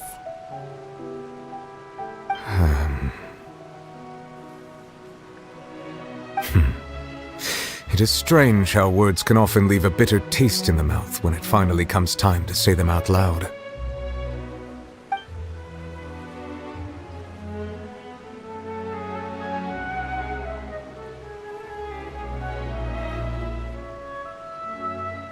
Whoa, so that's what happened? Focalord destroyed the divine throne of the Hydro Archon and restored your power to you, transforming you into a fully-fledged elemental dragon sovereign! But Paimon still doesn't quite get what you did to save the Fontainians from dissolving. For me, the authority of the ancient dragons refers to absolute control over the hydro element. Fontainians were incomplete humans born of Egeria's use of the power of the primordial sea, with constitutions similar to that of mimics.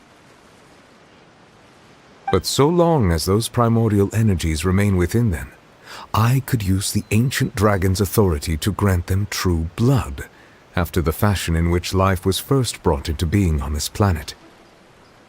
In other words, when I gave my verdict, Fontainians became true humans, and thus would naturally no longer be dissolved by water from the primordial sea. Focalord must have counted on you to make that decision as well. Your verdict was the key to making the prophecy appear to have come true while saving everyone. Yeah, and in a manner of speaking, Focalord finally managed to fulfill the original Hydro Archon's wish to turn Oceanids into real people too! It seems from your expressions that you still have more things you wish to ask. Ask away. I will tell you the truth as I know it.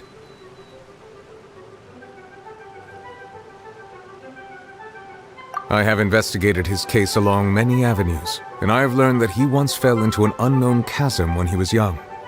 There, by chance, he awakened the all-devouring narwhal. But whether it be by sentiment or reason, that should not have been enough to consider him the root cause of the disaster. At most, he would have had tangential liability. As for the judgment passed by the oratrice during the trial, whether it was due to that liability by association or Focalors deliberately using him to buy time for us on the assumption that he would be able to hold the creature off, I cannot say. Guess Focalors had Fontainians in mind the whole time. In the end, it was thanks to her that they finally became real humans. Hang on a second. Paimon suddenly got another question. Back when Fontainians hadn't yet become real humans, were the children they had also transformed Oceanids? Life has always flowed like water. Do you recall how Fontainians would often come to the Fountain of Lucine to pray for children? Yeah, Lynette said the fountain is where all the waters in Fontaine converge. In truth, even those couples did not know that such prayers were no mere custom, but instead a form of ritual. Those Oceanids who were blessed within the spring water would later descend as new humans in the coming months. Paimon sorta gets it now. Either way, seems like this ritual won't be of any further use, but it'll probably live on as a local custom. Ask away. I will tell you the truth as I know it. Yeah, about that. Risley said Furinu has already left. What's that all about? Ah, Lady Furinu. The people are only aware that her death sentence has not been carried out. She abdicated the post of Gidro Archon and left affairs related to that title to me, before leaving the Opera House. I related Focalors' words to her faithfully and completely. After hearing them, she seemed neither saddened nor comforted. She simply said that she was tired and needed to rest. Having said that, she then packed her things and moved out of the Opera House, not unlike how an ordinary person might. But she's still got a place to stay, right? You need not worry. I will make arrangements to ensure that she will not want for food, clothing, board, or travel. In truth, I am somewhat happy for her. The wear and tear on her spirit will, of course, take time to heal. But now that she no longer has to play the role of Focalors the Gidro Archon, she can finally lay down her burdens and lead a normal life. What about you then? What are your plans now that you've regained your full powers as the Hydro Dragon? After Focalors passed on, the Oratrice also ceased to function. This matter will directly affect our trials. After much careful consideration, I've decided to take over its role in our courts. From now on, I shall hear cases and pass verdicts by myself. Looks like you're still considering stuff from the perspective of the Udex, huh? As an elemental dragon, there are indeed many things that I must do. But this power and this duty, in a manner of speaking, you could say that both were granted to me. As such, before I attend to my other responsibilities, I must first and foremost continue to serve Fontaine as its highest judge. The duty of the Hydro Sovereign and the duty of the Udex shall coexist within my person. Additionally, the Hydro Archon's departure has brought about another problem, which is that the Opera House shall no longer produce indemnitium. That's true. That power was derived from the people's faith in the Hydro Archon, wasn't it? Wait, but the various mechs and machines in the city are all still okay. Where are they getting their energy from? As I am now, I have full command over New Musia, and it can serve as a complete substitute. Another reason why I cannot quite leave Fontaine immediately. Wow. This ancient dragon's authority stuff is really quite useful, huh? Ask away. I will tell you the truth as I know it. Oh, that's right! They say you've given it to the knave as a diplomatic gift or something! Leaving aside their intentionality, the two Fatui Harbingers have indeed done much for us during this crisis. Their sole remaining goal in Fontaine, at least at this point, would seem to be the Gnosis. The Oratrice has ceased to function. The Hydro Archon's divine throne is now no more, and I do not need the Gnosis's power. As such, it has lost all meaning for Fontaine. If the Fatui have impure designs, then we might as well accede to their request now and avoid unnecessary conflict. What complicated considerations? Paimon thought you were just giving it to them out of gratitude to the knave and as an apology to Child. Ask away. I will tell you the truth as I know it. You will soon be heading to Natlan, I presume? I'm afraid that I have little talent as a travel guide, so all I can do is tell you what I know about that land. As far as I'm aware, Natlan can be said to be a nation of dragons. A nation of dragons? You mean like you? No, I suspect that I would not find myself welcome there. Unlike ancient dragons such as myself, the dragons of Natlan have undergone long years of development and evolution. Large numbers of them have entered a form of coexistence with humanity. Natlan is also the nation of war. War ravages those lands like an undying flame.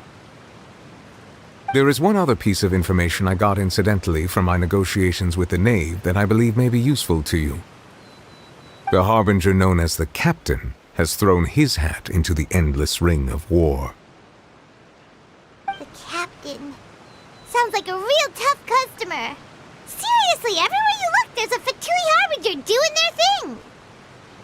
I suggest that you fully prepare yourself before going to Natlan. In the meantime, Fontaine's doors will always be open to you. Ask away. I will tell you the truth as I know it. Hang on a sec. Paimon's still got a question about the Gnosis. When we spoke to Linny earlier, he mentioned that your attitude towards giving away the Gnosis had clearly changed. We guessed that there might be some reason for it that only you were aware of. No wonder the House of the Hearth is the Fatui's intelligence division. They are certainly sharp. So regarding this specific issue, I was just getting ready to share something with you. What is it? In truth, I exchanged some further words with that lady named Skirk after sending you two back to the surface. It went something like this.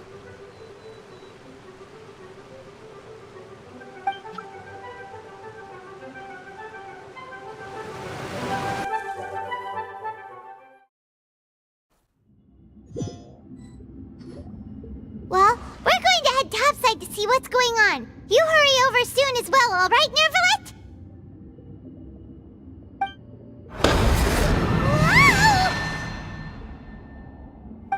What next? The all-devouring narwhal isn't here, so I'm no longer getting any interference. I can finally catch the scent of your power, what it's made of. It is the authority of the planet's primordial dragons, but with something very similar to a god's curse mixed in. It's quite a novel blend.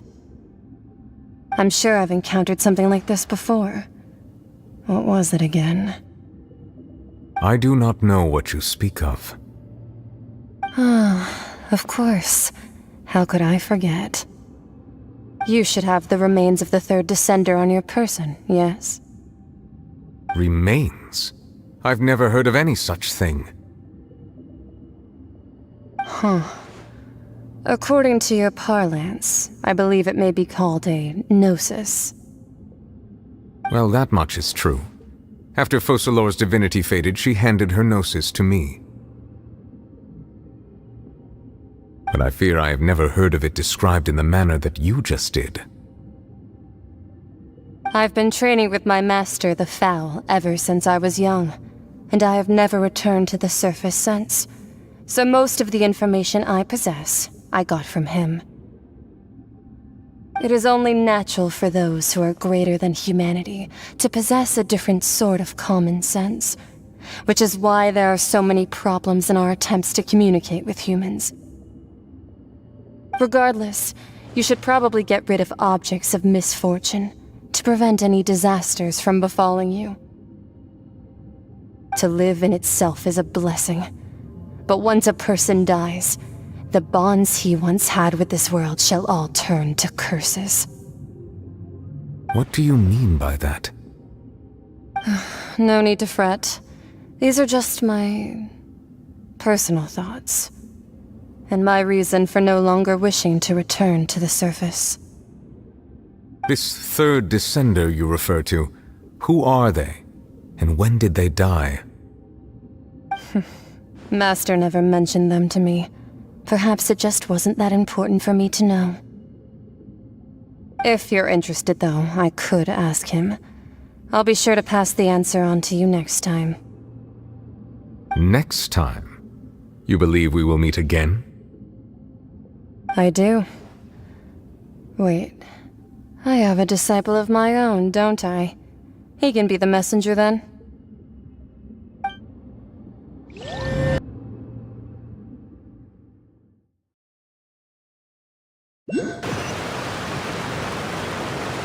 That's what she told me.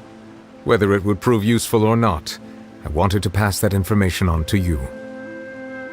The remains of the third descender? So that's what the no-sees actually are. Paimon just thought they looked like chess pieces. How could they be a person's remains? All the same, assuming that there was no misunderstanding or special metaphor at play, that is what she meant to say.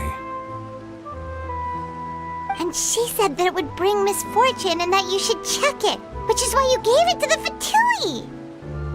If she speaks the truth, then I would simply be putting Fontaine at unnecessary risk by keeping it here.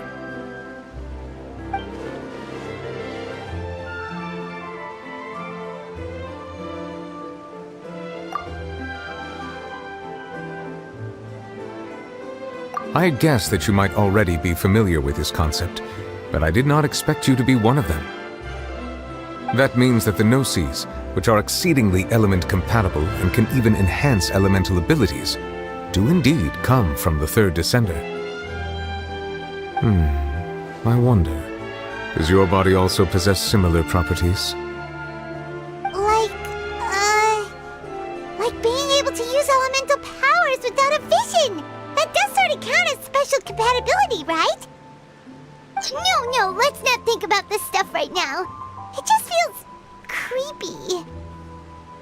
Comparing the Traveler to the dead third descender and all. That's what you say, but this topic still feels like bad luck.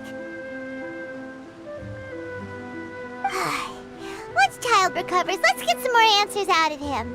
Or go look for his master and get the answers that way. I too believe it unwise to make too many blind guesses when information is lacking. The same is true of being at court. All right.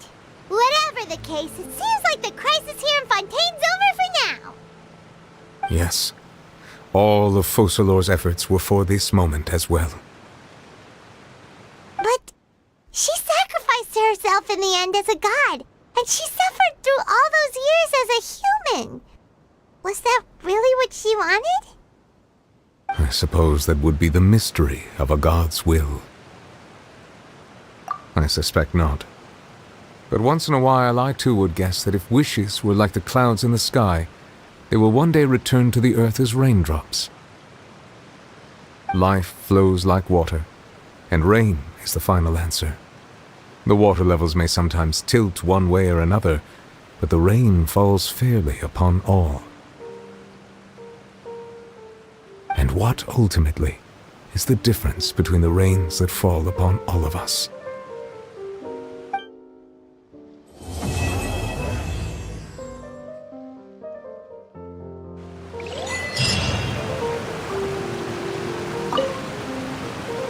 It seems from your expressions that you still have more things you wish to ask.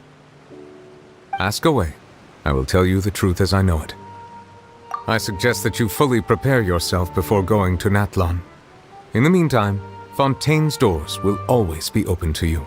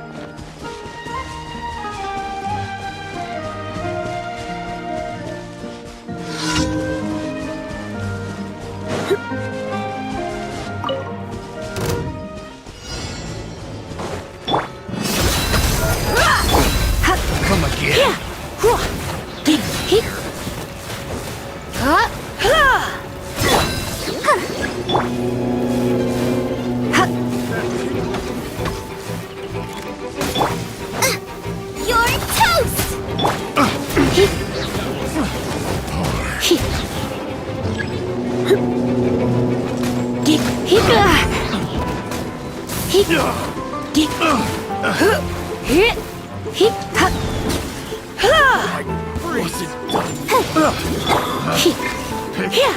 The wrong test subject.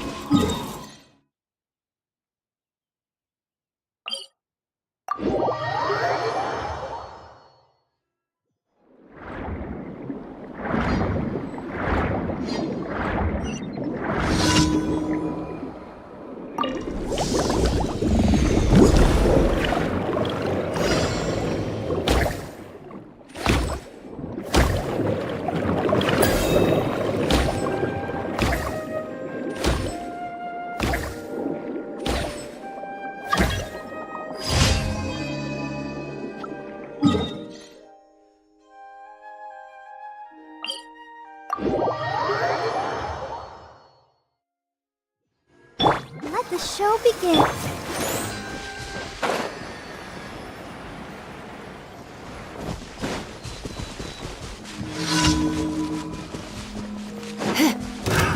Another test. Look alive!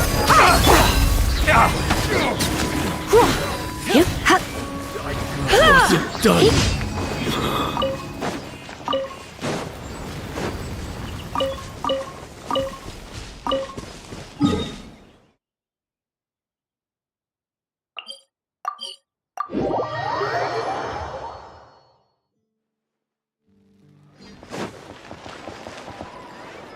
Ad Astra Abyssosk. Welcome to the Adventurers Guild. Thank you for completing today's commissions. Here is your reward. Ad Astra Ab...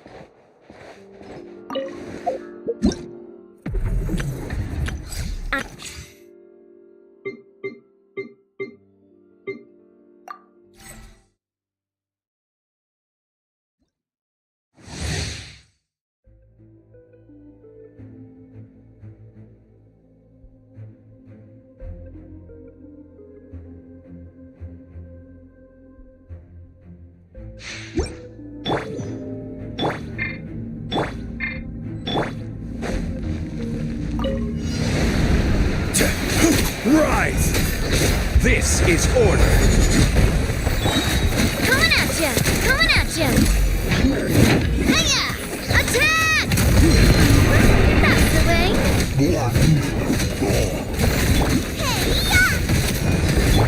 Everybody stand back! Order guide you!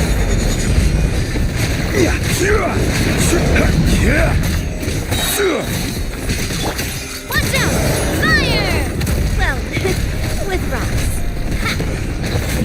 I will have order! Going